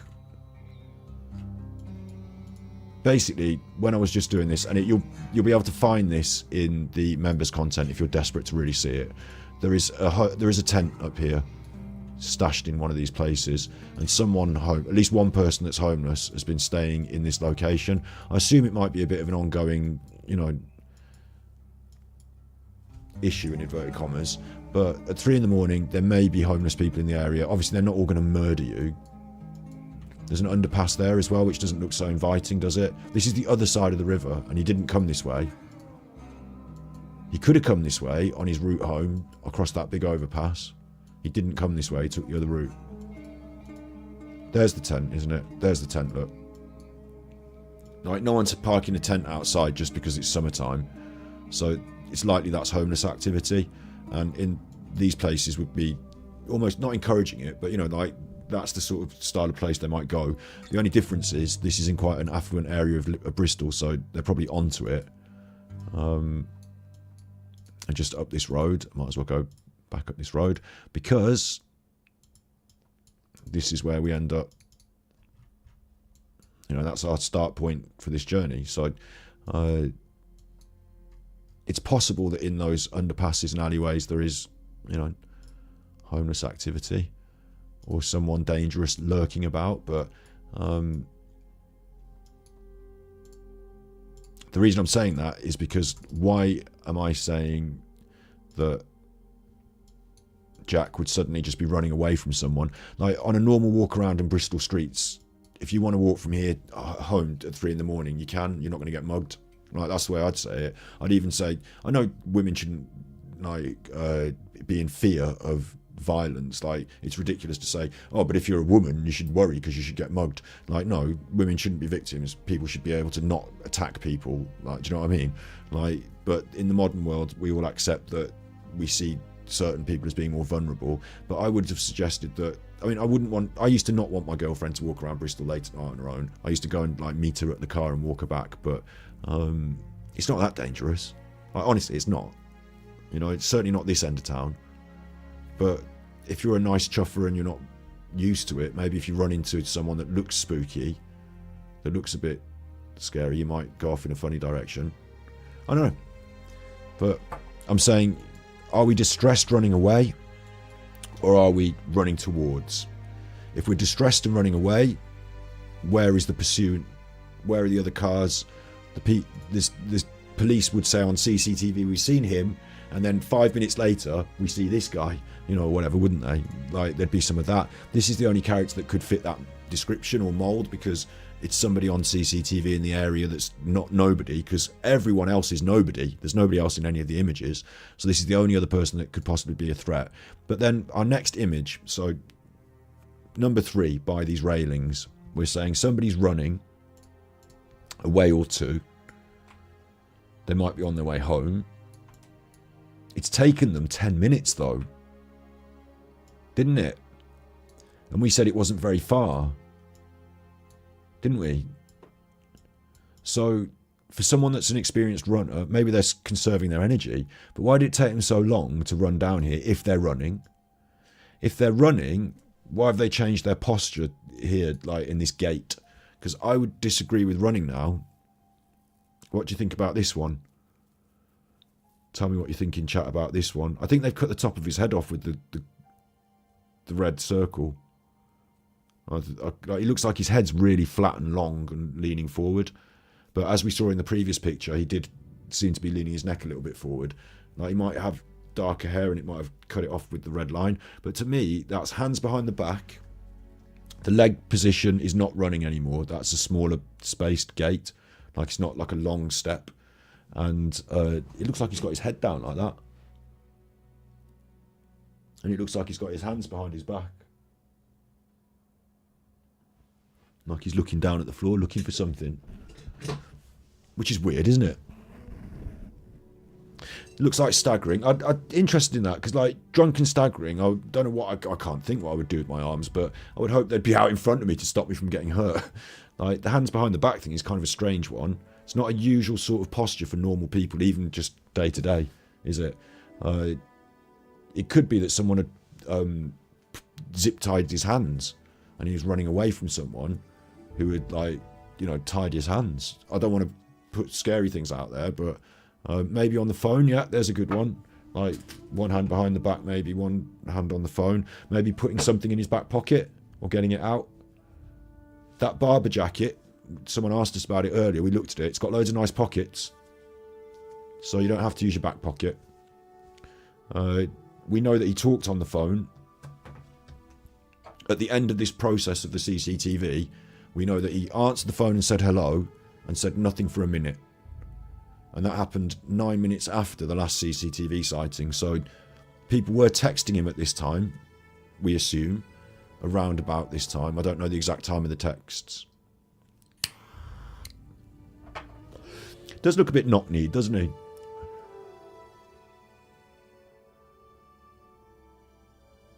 I've got a weird question, right? I've got a weird question. Does he wear his trousers?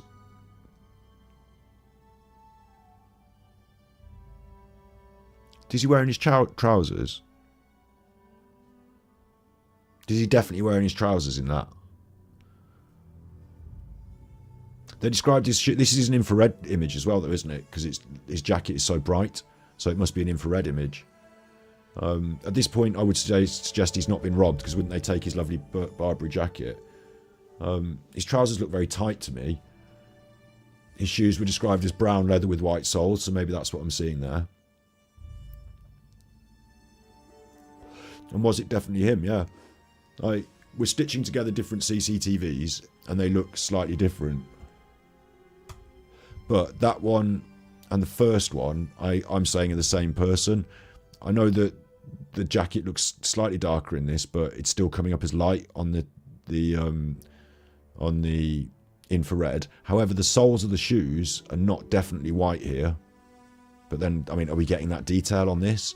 And we're getting that neck, though. We're getting that sort of crane forward on the neck. Only his friends and family would be able to tell me, because this picture's head on. I can't tell you if he's craning his neck forward.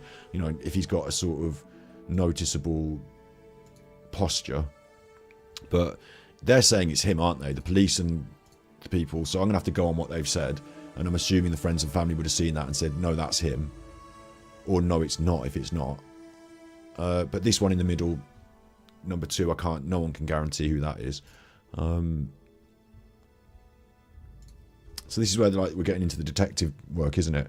And was it definitely him that answered the phone? Yeah, I totally agree with that question as well, because it very easily could be someone else. And at 3:30, like, his friends are going to be anxious and panicked, and all they hear is saying, all they hear him say is hello.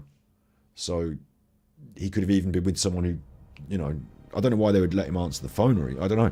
It's a strange one. If he was being kidnapped or was with someone that wouldn't let him speak, you would question that in lots of different ways, wouldn't you? But even for him to answer and not reply, you're talking about out of service. But wouldn't they say, oh, he said hello, but we couldn't hear anything else because it was out of service? But they said he didn't talk. So choosing not to talk, that's a bit of a strange one, isn't it? Even to say, I'm really drunk, or I've walked home, or, you know, whatever. Skinny jeans could make him look like he's not wearing any. That's true. In this first image, his jeans may not look as skinny. I don't know. I'm not an expert on that. I'm not saying he's definitely got his trousers off. I just, you know, it looked a bit strange to me. And he's got his hands around his back end as well. So I don't know, you know, I don't know if that looks weird. Sorry about the adverts. And at this point, if he's being kidnapped, at this point, he's about to go on the phone in a few minutes. Bearing in mind as well, actually, the phone call, this is important. The phone call, which we will come back to as well, they call him, sorry, he calls them. He called a friend at 3:24. When the friend returned the call 10 minutes later at 3:34, Jack answered the phone. I might have got that wrong earlier when I asked to do the math. 9 minutes. It might have been 19 minutes. He said hello, but nothing else. So he called them. They didn't answer. So they're not that fucking worried about him, are they, at 3:24? Because he called them and they didn't even answer. When they returned the call 10 minutes later, Jack answered and said hello, but nothing else. She tried to get hold of him, but couldn't. she sent text messages. Actually, I should dig into this a bit more. I should have dug into it earlier. I wrote off the party, and this is all about one particular person at the party, a female, and he called her and she didn't answer. So maybe there is something in that. You know, maybe they are closer. And calling her and not answering might have been a bad thing because maybe she was busy. Like, I don't know. It's interesting that she's so worried about him, but when he called her after he'd left the party, they were still there at 3:24, so this is some time after he left the party, half an hour after he left the party. They didn't answer, and then they picked it up 10 minutes later. So they weren't that worried, were they? Until 3:34, when they suddenly started getting worried. Something to think about, I suppose.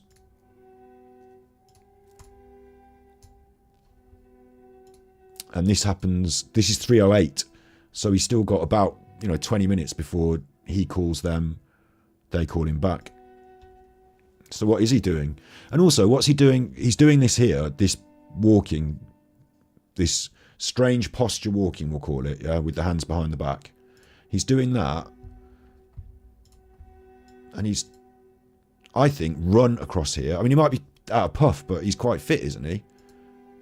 And then there's that building off in the distance. It's taken him 10 minutes to get up there, so if he is running, he's running confused and around and got confused, or he's not running. And when he's got up to here, which even to me, unless you know where you're going, this seems like a dark corner to be wandering off into. He's gone here, and this is where he's got his head down, and he's like, that's that place there. Wandering this direction with his head down. I want to take us here for a second, back to this video. Obviously, we've walked up and down this bit a bit ourselves. So, like, you obviously get the lay of the land here, yeah? But, hang on, is that someone jogging? No, it's someone jogging. What are they doing? Thank you. They're waving at him. But you know what that shows me? Look, where's she jogging? Where is she going? That shows me this is a route for joggers. And this guy's a jogger. He must be if he's run a half a marathon. It's 23. Where's she going? She's crossing the road, look. Is she? Or is she just running in the road? She's doing it as well. She's doing it. Why is she not on the pavement?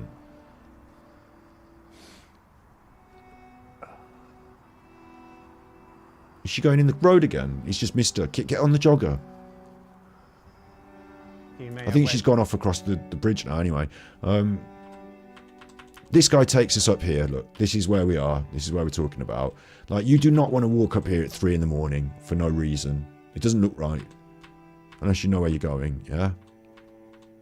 But he takes us round the back, which is what we can't do on Google Maps. So, let's watch it. Because this is a possibility, is he's walked up here and he spent 9 minutes getting across the other side of this. So has he gone round here?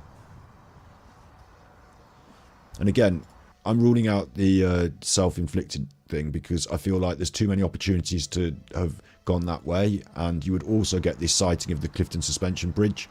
So, well, this is the wrong place to be coming to do this. But this is also quite a, like 3 in the morning, I'll go for a jog on the underpass round under here. It's a bit scary. If you're trying to avoid someone, you might have run round and back on yourself. You know, if you're trying to get away from someone and someone's tailing you, you might have come round and back on yourself. Are they over there? Are they up there? Like, spent 10 minutes hiding and looking, and if they pop up over there, I'll run the other way, sort of thing. That's possible. But you wouldn't generally tend to come under here at 3 in the morning, would you? I mean, maybe he's a graffiti artist. You know, we had people joking about Banksy and stuff, like, but maybe he's like, you know, a graffiti artist and he's decided to come and do some spray paint at 3 in the morning. It's not outside the realm of possibility, but... Yeah. And you notice as well, this guy's come to film it, okay, it's a month later, but this river is not the ideal location for jumping in.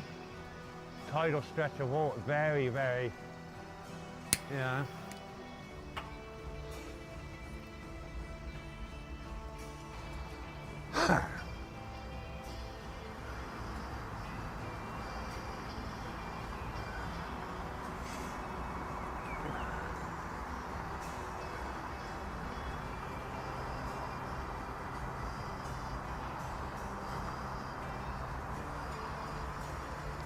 See, my theory of, I agree. I'm going to, conclude in a minute.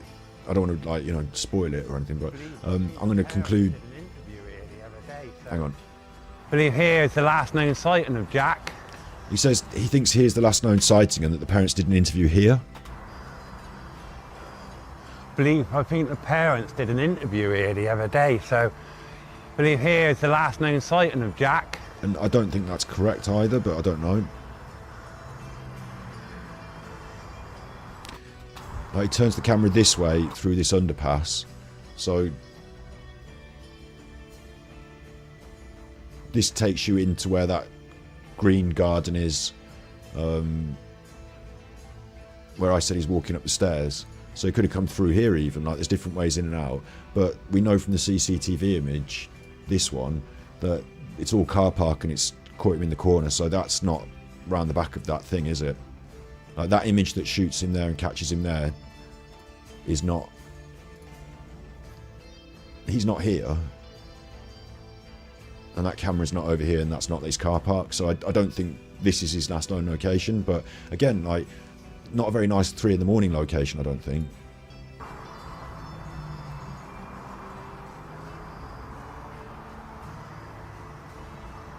Certainly not.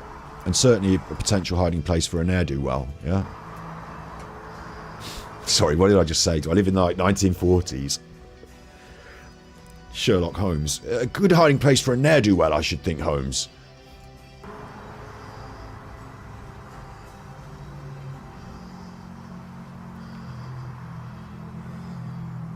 And this is where I think they have done the river searches and stuff, but...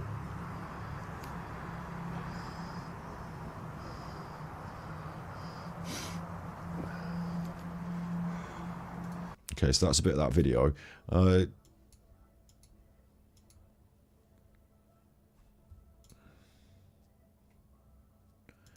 So I want to address this as well, right? Was he headed home? I feel like I've just got something on my mind that I just forgot, and I wanted to make a point and I forgot it. Can you get me up on the bridge? Okay, so last sighted here. Okay, I know what my last point is to make.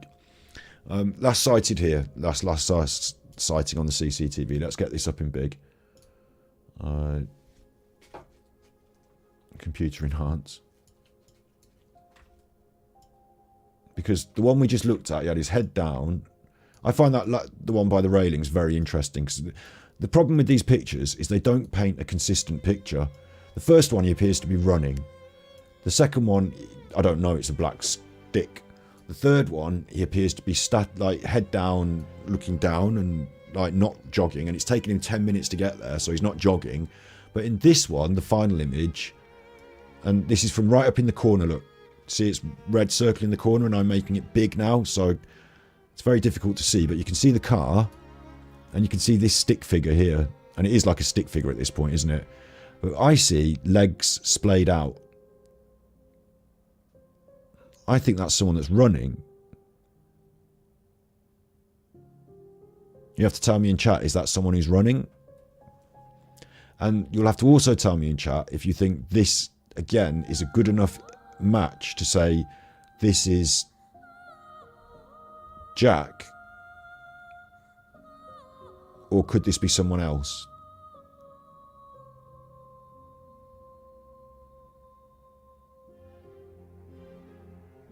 That's my set of questions there. Is he running? Are they running? And is it a confirmed sighting of Jack? It's from that small in the corner, and I've had to make it big so that you can see it, and that makes it, at the end of the day, it's small pixels in a corner, and when you blow them up like this, the computer has to guess what the pixels are going to be next to it. So this is not perfect. Obviously I'm not showing you, what I'm saying, by merit of blowing it up like this, it starts to become distorted, but that's the best we're going to get, isn't it? So there it is, little in the corner. Here it is big.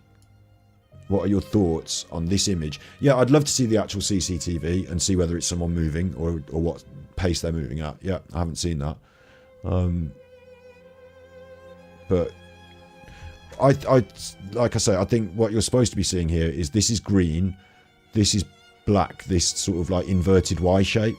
and that's 2 legs and an upper torso, is my feeling on that. I think that's what we've circled there. Or it could be someone heading, like, you know, you tell me what you think. Tell me in chat. Tell me if it's good enough, if it's whatever it is. Like, because they are taking that as a CCTV sighting of Jack. And, like, again, I don't want to throw up, like, wild conspiracies here, but I do want to open up options that, you know, at the end we'll sort of weigh up all the options and decide what we think is most likely. But I do feel that there's a possibility that could not be Jack, and he could, like, I'm asking, in the CCTV, if he's running away from someone, where's the person that's chasing him? Or was he avoiding someone? You know, did he avoid them on the bridge? Did they go back across the bridge around that corner? Did he run a different way? Is he currently over here hiding out and this guy's running this way? Like, looking for him. Are they doing cat and mouse around this area? Have we seen 3 pits? We've seen 4 CCTV images. Are they all of Jack? You know, I have to raise those questions. Because again, this one is someone, in my opinion, and now, you know, you've had your chance to say it in chat, so whatever. In my opinion, this one is someone running. I don't know about the colours of the jackets in the ultraviolet versus here, but this figure appears to all be in black, like the person who was stood on the side of the road in the other one. Like, so I'm not confident about this, but I can live in both worlds where it is and is not Jack. So my gut instinct is I'm feeling sus about this image. And another really big sus point is this one, to me, appears to be running. I'm seeing a longer stride. I'm seeing someone who appears to be running. And that's fine if Jack is running. That's fine. But in the previous picture, in this one, he doesn't appear to be running, does he? Like, in this one, which is the most confusing of the lot for me in a way, the most inconsistent. Like, why has he come to this place with the railings? What if he's not going to end up in this direction, or, you know, taking this route? Or does he take this route, and is it that there's somebody else that follows him up the route? You know, is that the man in black, and is this Jack, like, hanging around in this area where there's lights and cameras, and but he's still round a bit of a dark corner? Why this posture? If he's running before, why hands behind the back now? You know, and then from there, in 9 minutes, we're going to be running around just over the road. And bear in mind as well, I'll show you again from here. We're talking about this area, look. We're talking about this area. So if you're stood by that building, it takes you less than 10 seconds to run over here. Literally, like, less than 10 seconds. If you're on that corner where Jack was, and you run here, it's a very short distance. It's just through that little car park. And if you're over here, and you're running towards this direction, you're going to be like, where are you running here in order to be caught on CCTV looking like you're running? You have to be running from left to right in this frame, across this way. From this car park out this way to be caught on that frame. So I do question again with this CCTV, no more CCTV of Jack on this camera? Are they just being caught out of the, like, the view there? So in that case, are we saying you can just see him running across frame here?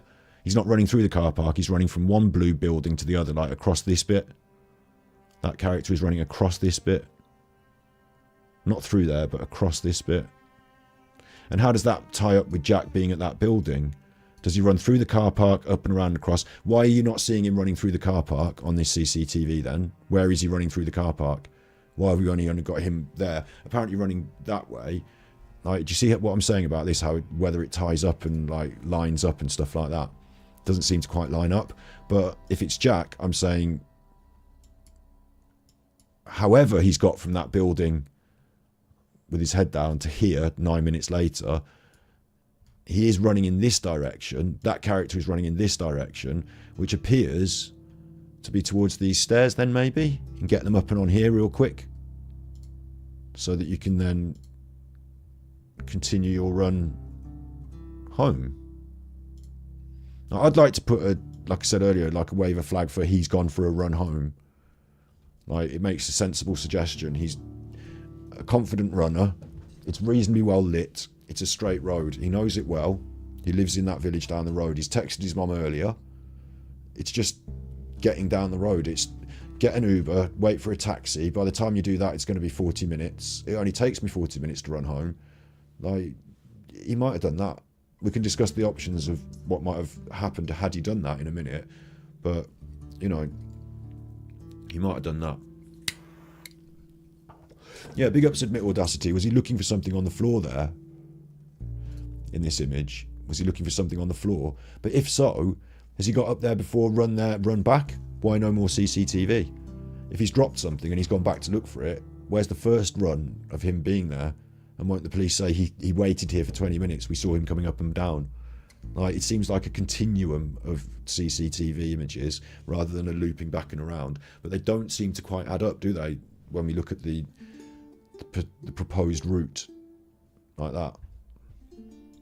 You know, that it's like you've come across the bridge, you've been seen on that corner, have you? Now, I think he's definitely been seen in pictures 1 and 3, and I'm questioning who it is in pictures 4 and 2. But he's come this way in this like 20 minutes of time. It took him 20 minutes to sort of get around this bit. So, like I said earlier, if he is going to run home, he needs to get on that bypass and get a fucking move on, because he's doing 20 minutes of dawdling around. And you can see the dawdling around in this image, but not so much in this image. So maybe he is on his way to meet someone somewhere, and then he's waiting for them. You know, maybe he is doing that. Someone earlier in the chat, didn't you? Someone earlier said that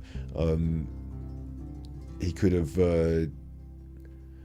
Someone earlier said he could have got in someone's car. He could have been waiting to, you know, meet someone and get in the car. That could potentially be the case there. But it doesn't explain why he's gone onto the other side of the thing and why he's seen running back across. Unless, I suppose, no, see, even that, like if you're over here and you're waiting to meet someone in this area, there's no need to go into this green bit and start running around, is there? Like, if you've crossed to meet them on this side, and you cross to meet them on there, like, what are you doing running in and out of there? And like, if they come around on this bit of road, then you just wait for them to drive around and pick you up down here, don't you? Like, you don't see them and think, oh, I'll run out and I'll run up and I'll get on the stairs and I'll run up onto the bypass. Like, you're not going to be running around in this area as much. It just doesn't make so much sense. The running around in this area doesn't make as much sense. None of it seems to make exact sense, does it? It doesn't stitch together well enough. But that's why I question whether it might be 2 people. And it's just a question. So.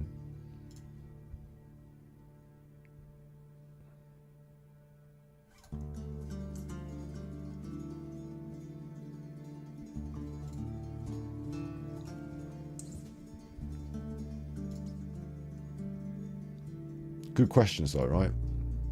I'm going to show you a little bit more in this video. I'm just going to quickly go to the bathroom and then we're going to look at his route home, because I'm saying that I do want to hedge my bets heavily on, I think he's decided to run home. I think he's gone through this area, confused, maybe, drunk, maybe, making decisions about whether to do what, maybe, but ultimately gone home. Like, is a strong urge, especially if you're on that side of town and it's just down the road and it's your bed. So he does look vulnerable, heads down, hand behind back. But again, admit audacity, this is not a bad part of Bristol. Like, okay, we're looking at underpasses and we're looking at like graffiti and stuff, but like, we're really in quite a nice chunk of the town at the end here. Like, and like the place he's come from, the house party and all that, it's, you know, up there's all very nice. It's all well lit. There's a restaurant under this underpass that's a fish and chip restaurant. This is council buildings. Like, it's not a hot spot for crime. Unless, I suppose, I'll tell you what, the only other thing I hadn't considered is prostitution is quite prevalent in Bristol. And maybe an area like this might be, you know, utilised by prostitution. You know, it could be a quiet place to come and park, couldn't it? Obviously, you're not going to pick prostitutes up round here because they're not going to be walking the streets here. Like, they're up in fish ponds where I used to live, but this end of town, no. But this little industrial estate, this corner, I mean, what's he doing getting on a phone for a prostitute though in the middle of the night, like up here? That wouldn't be happening. Or maybe he ran into someone who was doing it, you know, engaged in something illicit. But it does, I am going to reiterate myself too much now, so I will not say it again, but 9 minutes to go from here to over there, if that is him on the other side of the thing. Right, I'll put us up on the underpass, so we're ready to walk home in just a minute, and I'm going to play more of this video and just quickly take a WAS break.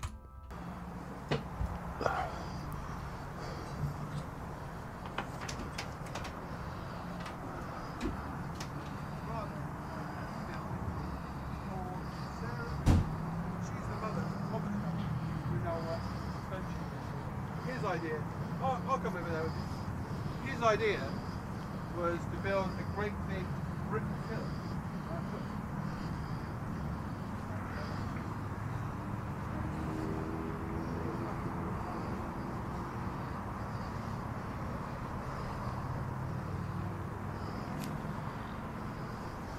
So I think he may have walked all the way down around here and that way.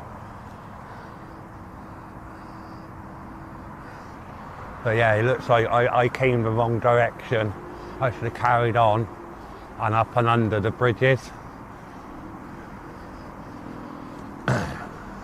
So it looks like he walked in the opposite direction I'm going, along here, and he was last sighted around here at around 3:15 a.m. Yeah.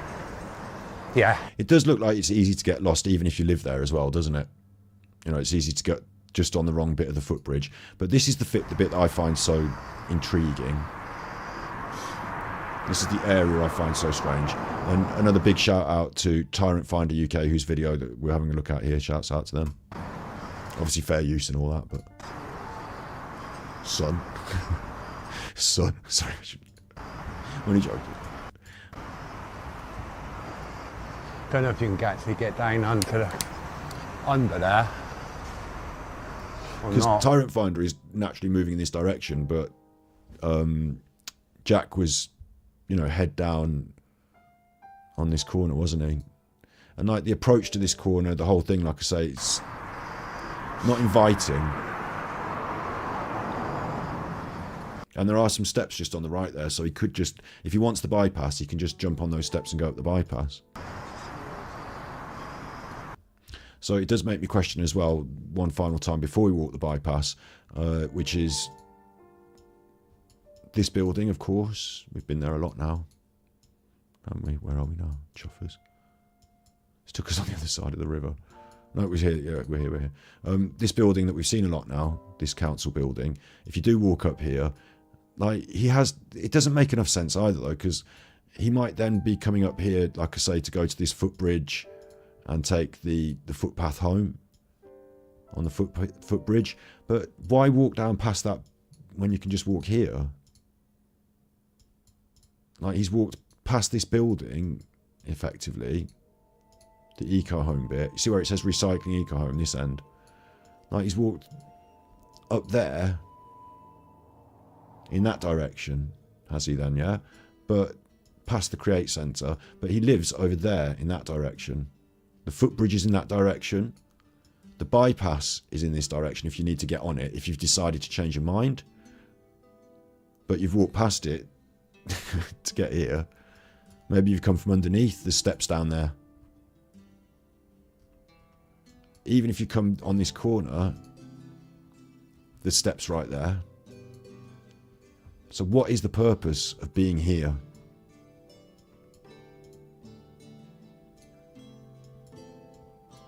What's the purpose of being here?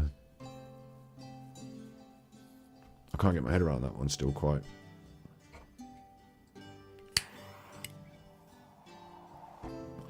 Big ups Janice shouting out, what are they called? Tyrant Finder. I don't know anything about their channel or anything. I haven't looked at any of their other videos. So sometimes what happens on this channel is I'll say, oh, like this channel's good, and then 2 weeks later they'll turn out to like do a video saying, oh, something terrible and racist or something. I'm not saying anyone does that, but you know what I mean. Like, you know, you got to be careful on YouTube, just not to like give. I just say it like it is. They put the video up. I watch the video. They might be good. They might not. You have to decide for yourself. I haven't looked at them.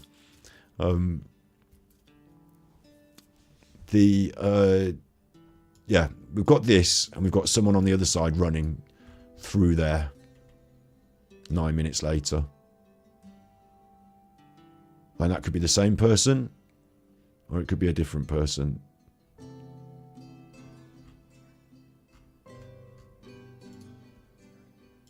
So now I'll do the walk home. I suppose we'd have to do a poll at this point, won't we? Wondering whether now is the right point to do the poll. Get me on the chuffing thing. Get me on the bypass. I suppose we need to look at this first before we do the poll, because we need to decide whether this is a legitimate option. It's lovely it's daytime, okay? So it's nice that it's lovely daytime, but it would be dark, but all these things would be street lights. And I'm just going to try and move us down the road. It's got a big path. We're happy with the big path. Come on, Google Maps. Make me move down the road. Just keep moving me back and forward. Why would you do that, you stupid Google Maps? Alright, fine. I'll move myself slightly further down it. Like, this is the road. This is jogging home, yeah? It's going to take you like an hour and 40 minutes or whatever. Does it go this way? I don't know exactly. Like, maybe I've taken the wrong road here. Back on the overpass. This is difficult, look. The pavement runs out. So at this point, you've got a decision to make if you're running on this. Do you take the slip road and go through the villages and run down here, which is safer, isn't it, on pavements and stuff? There's a bus stop. I don't know if they're running at 3 in the morning. Bristol does have a night bus. But if you're committed to running home, you might just run home. But if you did run here, then you would be taking your chances, wouldn't you? Because you'd be on a main... Oh, no, there's a path. Look, there's a path. I don't know. Seems like the path has got a railing and it's next to it. Like, you might consider running on the road, and it would be dangerous. Like, you could get hit by a car, but it's, I don't know, it's 50-50 because you've got a big path that you can run on as well. So there was a dangerous bit there. But overall, this is fine. This gets a bit dodgy here as well. It gets a little bit hairy. Where's the path? Like, the run home is not entirely devoid of danger, is it? There might be another path on the other side of these bushes like there just was, but again, you want the well lit, you want the easy ride home, you want the, you know, I think that's a cycle path on the side, is it? So you could run on the cycle path. Yeah, it's a cycle. Oh, it's a bus lane. A bus lane. Like, you might be considering running in the road. It's an A road all the way, yeah. Like, there's pros and cons to it being an A road, you see. When you're 3 in the morning and you're drunk, you just want to go home. You know the straight route and you know it. So you're getting confused and you've gone up the wrong slip road there and you ended up at this funny building that you know it's on the way home, but you kind of want to go on the bypass. So, like, you decide, fuck it, I'm going on the bypass. And then you run it and then you're in danger by getting hit by a car. Like, all the way along, aren't you? And I'll shout this out. Like, if someone hits, like, let's say you get this far and you get hit by a car and they're on the way into town. This is going to sound really bad, right? But they might think, fuck, get him in the back of the car and I'm going to throw him off this bridge. Because, I mean, I'm laughing about it. It sounds awful. It sounds like the plot of a film. But if you did hit someone with your car on this route, then you are literally 5 minutes. You are 5 minutes away from jail if the police come. Or you're 5 minutes away from, like, especially if you're a drunk driver or something like that. You know what I mean? Drunk drivers. But you're also 5 minutes away from this big stretch of river here. Not down here. Thanks very much. Here. That you could literally drive, like, you're on the way there. Or you've just driven past it on the way back. You're literally minutes away from Clifton Suspension Bridge as well, so if you fancied going up there late at night and throwing a body off, it'd be stupid. But this one wouldn't be under CCTV in the same way. So it's plausible that a hit and run driver might make a rash decision to dispose of a body anywhere along that road. And I'm saying these things, I'm also aware that, I mean, I don't know if his parents will watch this, but, you know, I need to be sensitive, but I also need to say things as they are. Like, I think it's a very high likelihood that someone might choose to run home, and I think it's also a very reasonable likelihood that there will be drunk drivers travelling up and down this stretch of road at 3 in the morning. Not many of them, not many people at all, but then that might encourage the runner, especially the drunk runner, to just take their chances running in the road and hope, you know, that someone doesn't swerve and hit them. That's not out of the realm of possibility at all. Shirley says that you think he's been snatched. I don't know who would choose to snatch him in that area, in that particular area. I don't know. I don't like, my instinct for this is that it's quite a nice area of Bristol. It's 3 in the morning. It's quiet. Like, these are streets, and like, I've been to these places. Like, I've lived in this city. I would feel well comfortable walking around here at 3 in the morning. I just wouldn't give a shit. I just wouldn't be worried at all. No one's going to snatch me. Like, it's student land. It's, especially up this end as well, it's posh student land. Down this end with the bypasses and the, you know, the roads and all that, obviously there's not much going on, but the bridge, the CCTV bridge here, like, there's this pub here called the Pump House. Look, I don't know if that's another question. I don't know if that's open at 3 in the morning. I don't know if there's people hanging around outside there at 3 in the morning who might have followed our friend. But this whole journey starts here, and this is not a bad part of, like, again, joggers. Even at 3 in the morning, it's not the rough end of Bristol, you know. On the map, we're up here, and the rough end of Bristol is on this end up here.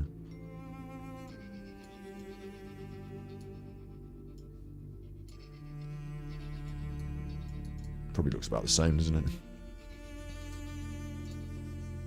But up here, you'll get prostitutes and stuff. Up this rougher end. It's not that bad. I mean, I used to walk up here as well. I used to walk here to get home. My bus went through here. I used to have a dealer who lived in a block of flats up in Easton. And I remember, he said to me, when you go home, if there's groups of yardies on the street staring at you, stare back at them. I was like, what do you mean? He's like, stare back at them, otherwise they'll think you're weak and they'll attack you.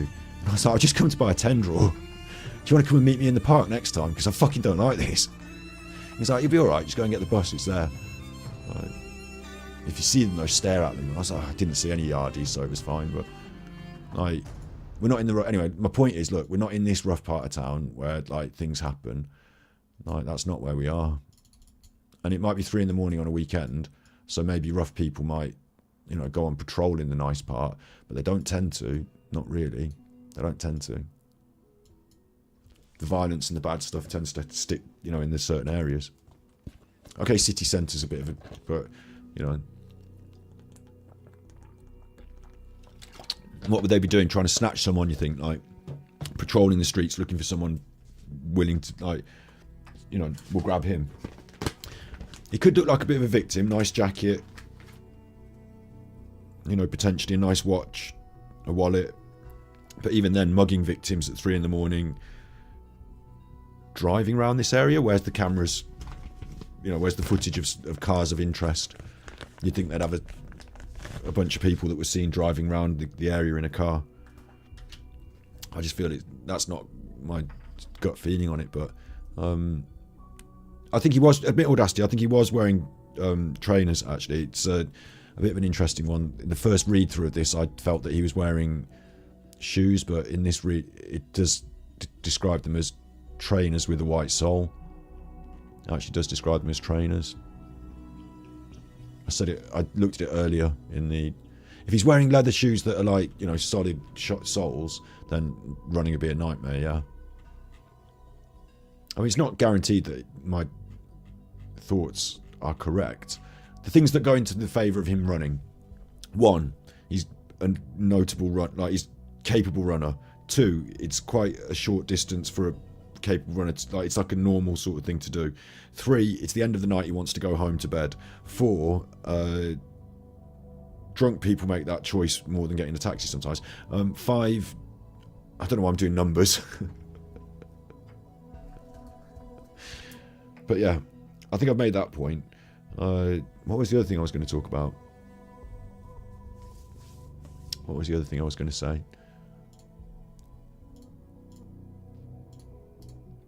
Something else I was about to... Like, I've got it all in my mind ready to say. Oh yeah, okay, we want to talk about Bristol Pusher, don't we? Did he get pushed in the river? Like, that's an open possibility, isn't it? At any point during this sequence of events, a randomer has been pushing people into the river in Bristol some years ago. This was 2017. And there was a spate of them. One of them did take place in the river off Hotwell Road. And Hotwell Road is big enough, like, you know, Hotwell Road is big enough. It's this road, but obviously you've heard me saying the word Hotwells a lot, haven't you? So it's this road that we walked up earlier to get to where we are. And it goes up this road by the river here, like it goes all the way up there. So it could have been anywhere along here, this river, but a Hotwell Road pusher means there has been a pusher in this exact area.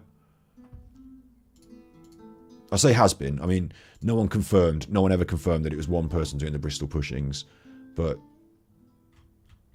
2017, is there a push with serial killer? That has to be a question, doesn't it? It has to be an open option. Has someone just pushed him in? To that extent, I would say, like to that end, I'd say, do we know if this is him or a second person? Do these CCTV clips seem to tie together to create a portrait of someone doing a thing? I guess this is the time to ask you, isn't it? Right, engage with the audience, start the poll. So what are we going to need in the poll? What happened? Because this is the way the poll's going to come out, is the way I think about this. I'm not 100% on these things. Did he run home? Open brackets, like hit by... I'm going to put hit by car just to be really like blatant about it. Like, you know, has something happened to him on that run home? Because he didn't make it home, so, you know, we're to assume... number 2 is, was he pushed in the river? Yeah. Should I put pushed / attacked? No, for whatever reason, because I want to have some options on here, but you've got a limited number of options. You can only have 4 options, you see. Pushed, attacked. Like, I have to keep the option open that he's gone. He's fine. He's fine. Open brackets. Gone somewhere. You know, that has to be an option, doesn't it? Fine and gone somewhere. What other options do you think should be on the poll? Run home, pushed or attacked.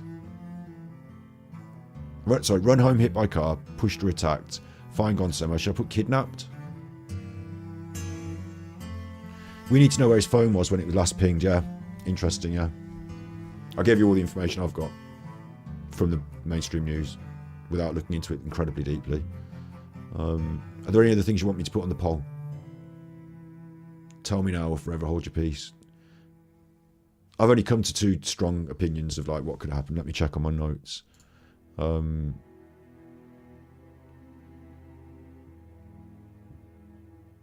suppose we separate the Bristol Pusher one out, don't we? So we put Bristol Pusher or specifically attacked. That's 2 different. Or got into a car. Kidnap. You want kidnap on it, yeah? Kidnapped. We'll put kidnapped. Okay, start the poll. You can only have 4 on the poll, so there's your 4. If you don't think it's any of those things, then... Was he Bristol pushed / attacked? If you want, I can define it later. If you all vote, you know, a certain way and it's strongly, I can say, okay, do you think what kind of attack? You know, if I can do a second poll on that. But it's just a general sort of straw poll, isn't it? Anyway, looking at all this stuff. I'd like to see what you think.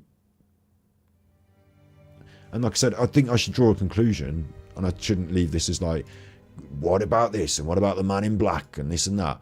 But I personally feel, having reflected on it all, that I would like to say I'm 80% in favour of he's decided to run home. He's quite intoxicated. I mean, I don't know. You'd have to ask the people at the party how drunk he was. But through that process, he's either fallen into the river drunk, like by mistake. And there's lots of ways and parts along that route that he could have done that. But I think he's got himself on the bypass and he's run home, and during that process someone might have done a hit and run, and that's why he's not been discovered. Tragic as that would be, I think that's the most likely scenario. Knowing nothing about it, having no negative backstory, no one said, oh, he owed drug dealers money or anything, you know. Everyone in the newspaper and in the party said everything seemed okay. Family said he's well-rounded, he's got a future ahead of him, placements, he's done his, you know, applications. So I'm saying accidental death in my, you know, in my worried mind, or accidental disappearance. But then the second thing that I worry about, that, like I say worry, like I kind of strongly concerned for, is that the CCTV images, that looks like somebody that is doing and behaving differently to this person in the corner. And it's a very small image, isn't it? And I'm worried that we've got two separate, like, where's your attacker? Where's your person that's chasing you? Did you deviate here because you saw someone on the bridge? When you went across the bridge, were they on that corner? Or have they got to that corner because they're looking for you? Like, is that what's happening here? Am I seeing two different people on the CCTV? And that's a story that, I don't know, maybe he's trying to avoid someone. And that would be a story of someone, like, deliberately out to attack him because they've tracked him and run after him and stuff like that. A randomer, but could be that. Man in black, in inverted commas. They're my two, you know, balancing ideas. And the one for me that's I feel more strongly about is that he's simply come to accidental means. I've ended the poll. You don't like my theory. You think hit by car is only 17%. Bristol pusher attacked is 54%. More of you think that than anything else. There is still 17% that say kidnapped. We've only got 46 votes, so it's a very small poll, yeah? But I will still do the due diligence, the justice of another poll, which is, if attacked, right, was this random, the Bristol pusher,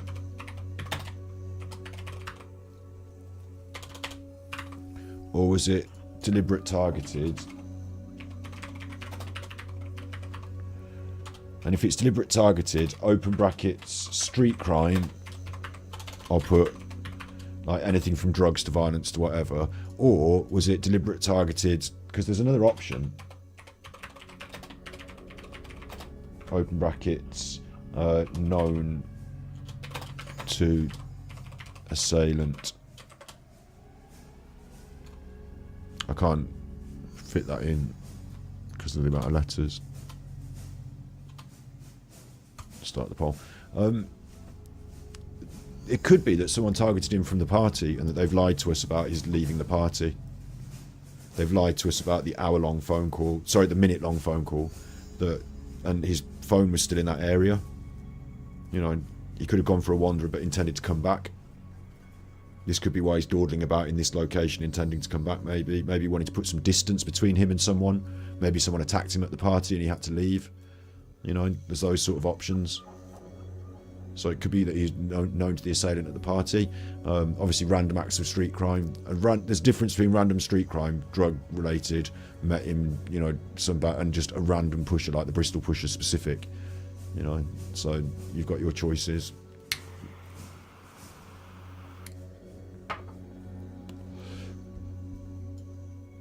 Coming up on 3 hours, so we've done a good broadcast here. I'm really pleased. Listen, I'm really grateful that you've all turned up to watch a Super Chuffer broadcast on the random in the middle of the night after a month of me taking a bit of a back seat on it.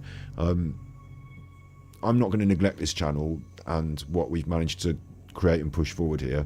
I don't want to be a true crime channel per se, but I will be doing things that are true crime adjacent. It will be psychological. Steve will be coming back. We are doing the Thus. I'm really grateful to all of you chuffers, you know. Hopefully, by doing this, if there is an option out, you know, if there is a possibility that someone might see this and, as was requested by his parents, jog their memory about a phone or anyone. Like, we've had a couple of people in chat who are from Bristol. They already know about this, I assume, but, like, you know, I'm probably not going to be the person that's bringing this to a new audience who've never heard about. Or maybe I am, but like, what I mean is, like, if anyone knows anything out there, and even if it's just a little thing, and like they were thinking about even just writing it in a comment, like, don't write it in a comment. To call up the police and tell them. but you know what I mean. Like, hopefully we can do something good, and you know, if he is out there in some way, like, because it is possible, right? With the idea. This isn't necessarily a crime analysis. This isn't, because I don't know if there's been a crime, but mystery. This is, isn't it?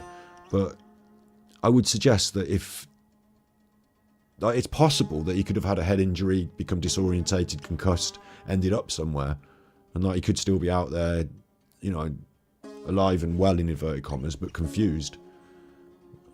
It's been a month, so we would assume if he's been lying by the side of the road or something, that's probably beyond hypothermia and what have you now, isn't it? But there is a possibility he's out there, or if kidnap is an option, and some people did choose it in the poll, it could well be that someone could recognise him somewhere, and it could lead to, you know, possibly him coming home.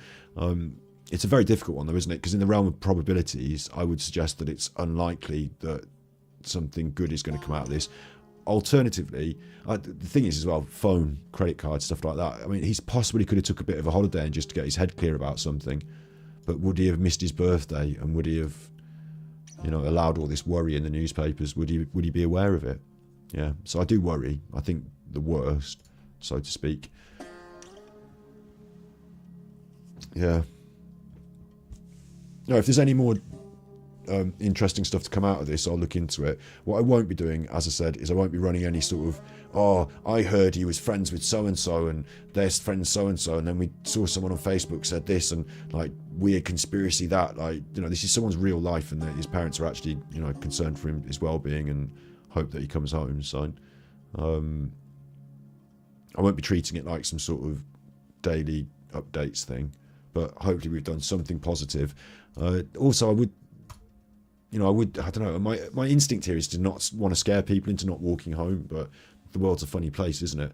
But, you know, if you see someone walking home, don't mug them, look out for them. I don't know what I'm saying there, really. Hopefully we've done a good thing anyway. Hopefully this episode's been interesting. And in comments and in chat, you know, make sure in comments if you're watching this later, and, you know, put it in your comments, your thoughts and ideas, because something might come out of them. You never know. Overall, in the poll, we got a pretty even split between street crime, known assailant, and random pusher. But people in my chat think that this is most likely somebody's attacked him. Can I ask you this as well, actually? Can I ask you this in chat? Another poll. One final poll. Is the man... Are they the same people on the CCTV? Is it a man in black? Yes or no, on CCTV. Like, do you think that's the same person in all the CCTV? In which case, answer no.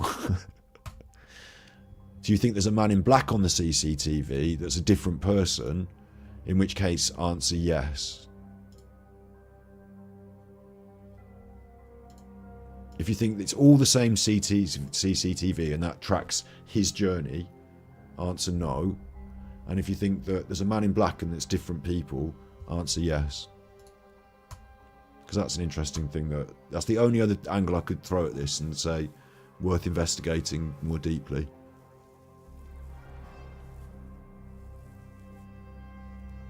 You didn't have a fallen option. Big ups, Joe. Yo, you're right. I can only fit so many options. Accident, I should have put, shouldn't I?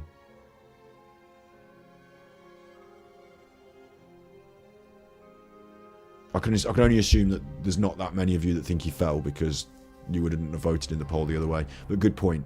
There's absolutely an accident is definitely on the cards. Again, this poll's very even, and without it being a huge number of people answering in it, do you know what I mean? Vicky says she'd answered wrong anyway. Without there being a huge number, it's going to be relatively even, I suppose. So, but I'm interested to find out that at least some of you think that it could be someone else on the CCTV, because that's something that we've taken for granted in the news report, that it's not. Like, that they've said it definitely is him on the CCTV, but I do wonder. I do wonder. I don't want to make it one of these things, like I said, where it's all mysteries and no answers. But that's the whole point of this, is it's mysterious. People are looking for answers. Hopefully we've shone some light in some way on some of these spaces so that you can get a mental picture of them more. And yeah, I suppose that's what I've got, isn't it? I suppose that's what I've got. Bristol is a lovely town. Bristol is, even the rougher end, like I said, like, you know, people live there. Like, it's not awful. Bristol is a great place. You can get yourself in trouble anywhere in the world, I think. There are good people and bad people anywhere. But I used to live in Bristol, and I used to have a great time. I used to live here just by Queen Square, over by the old Duke and the Welsh back. I used to live in this building here.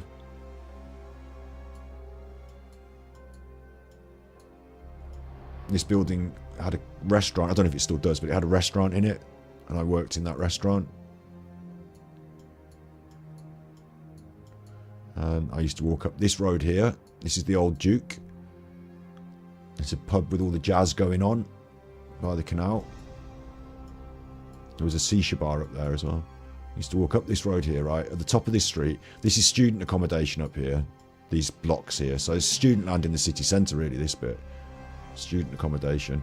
And that's the Spa shop where I used to get all my fucking food from. But I used to walk up this street, and at the top of here, I wonder if it's on the Google Maps. This one at the top, right? It's called Ryan Kebab Pizza now. That used to be called... Oh, look, Snappy Pizza. Snappy Pizza. Do you have a Snappy Pizza around yours? We've got one in our town. Snappy... We've got one in our town. Same.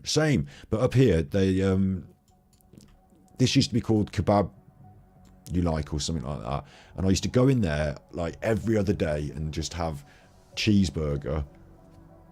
Like, just a cheeseburger, please, boss, with the chips. Like, you know, cheeseburger, but a big chunky one. Back when I used to not... You know, I used to eat all sorts of rubbish. And I used to get... Because it was on my walk home from town.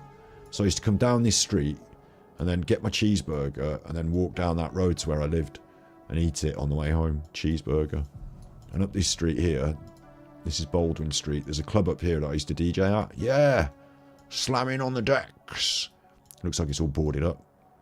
Might be behind there. It was one of these buildings. Slamming on the decks. It wasn't this far up. It was that up there. And there's a strip joint along this street as well called Bristol Chambers, which is quite famous, I think, somewhere up there. And then you're in the city centre. Like, boom. Boom, city centre. It's all going on up here. Waiting for their taxis, getting wasted. But yeah, so I used to live in the city centre of Bristol. It's a really nice place. Like, there's lots of cool, fun stuff going on all the time. It's very bohemian. It's a port town, so it's got a lot of history. A lot of different people have come through there because of the slave trade, which is negative, but it's left this legacy of a mixed cultural place. So it's got its own sort of vibe and scene, hasn't it? The music scene, drum and bass. Like, Bristol's one of my favourite sort of places. Well, it was for a bit anyway. I used to live there, like I said. I went to uni there. Had some great times. Had a few disasters as well, but had some great times. And if you do want to go for a drink up the waterfront, which is up there, and, you know, hang out in town, don't feel scared that you're going to get mugged if you walk home. Shouldn't do. Have your wits about you, obviously. Yeah. You all good in chat?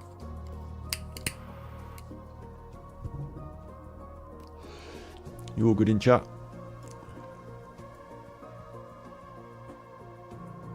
It's not that late actually, so I might jump on what do you call it? I might jump on Twitch and play some Genshin Impact. Bristol. Oh, Bristol.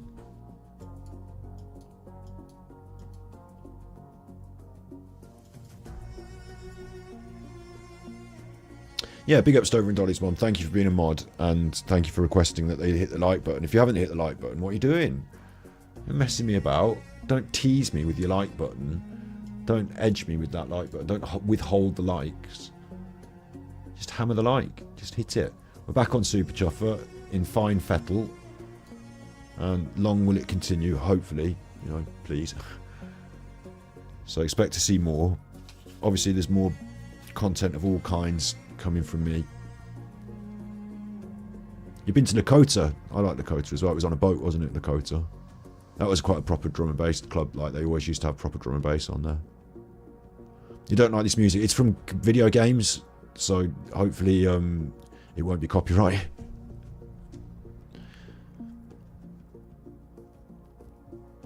Porty said and tricky, yeah. I do keep doing the wrong accent, you're right, yeah. It's because I've been thinking about stuff in that accent today. But honestly, like, you know, this is a good city with a lot of good vibe going on. And like anywhere in the world, it can be dangerous. My feeling, my instinct is to say that this is one of the nicer parts of the town. Student-y. You know, if anywhere is going to be relatively safe for a young lad to walk home at 3 in the morning, it should be round here, like anywhere else. But questions have come up. We've tried our best to answer them. We're not quite sure why it took him that amount. Okay, I suppose I'll conclude finally quickly just by saying we're not sure why it took 10 minutes to walk up here and a further 10 minutes to hang around here to be spotted on second CCTV, if that was him. I'm not completely 100% sold on the fact he was on all the CCTV. I'm worried there was someone else running around. He was evading them by coming down, hiding around, messing about. Whether he'd had to leave the party and run, and someone attacked him at the party and he was intending to return, because it looked like he might have been coming back across this footbridge here maybe. You know, he could have come round and come back. Maybe he was weighing up his options and he decided to run home. If he did, he could have come up this back path, the Brunel track. He could, you know, these other cycle paths that we saw across the Ashton Bridge, they could have done that. There's the cycle path that leads down here to the, whatever this is over here. And he could, you know, there's options and routes, there's different ways. But overall, it seemed to take him a long time to make up his mind as to what he was actually doing. And if he knew, maybe he knew. But that seems to be the big question mark. His lack of conviction in his direction of movement, and whether there was someone else there with him. But if you are to assume there wasn't, I'm going to hedge my bets and say he would have tried to run home and been vulnerable on the road at some point, and that's where he may have come to some misfortune. Otherwise, you turning over that stone and questioning men in black and people at the party, again, more deeply to find out if there's any other motives or behaviours. But the one thing I didn't want to really, you know, put many, I think the Clifton Suspension Bridge option, you know, that option, I just don't think is really on the cards here. I don't think it sounds like that to me. I don't think it looks like that to me. There you go. Right, you be good.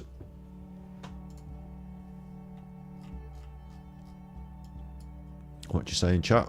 I'll say thank you to all of you. Thank you to everyone that gave me tippies.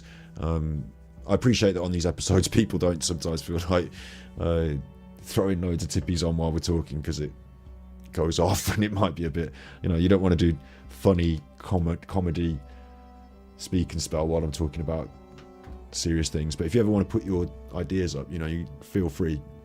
Money talks. But yeah, no, you're all good. Thank you for everyone that gave me some tippies. Thank you to the gifted memberships from Red Fan, and there will be a members upload, which is basically my research on this. If you want to dig deeper and you want to see me talking like this for another 4 hours on this topic with no filter, just for the first time ever, just looking into it, then I will upload that as members content, because it might as well go somewhere. And I will be back again on Super Chuffer soon. You will see me, of course, on Super Chuffer for You.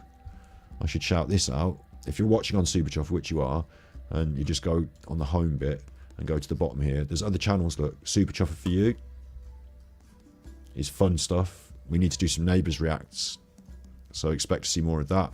And there's also Super Clipper now as well. As well as Battery Exhausted. You know about these things. I don't have to, you know, don't have to overdo it. So you be good, and if you can't be good, you're naughty.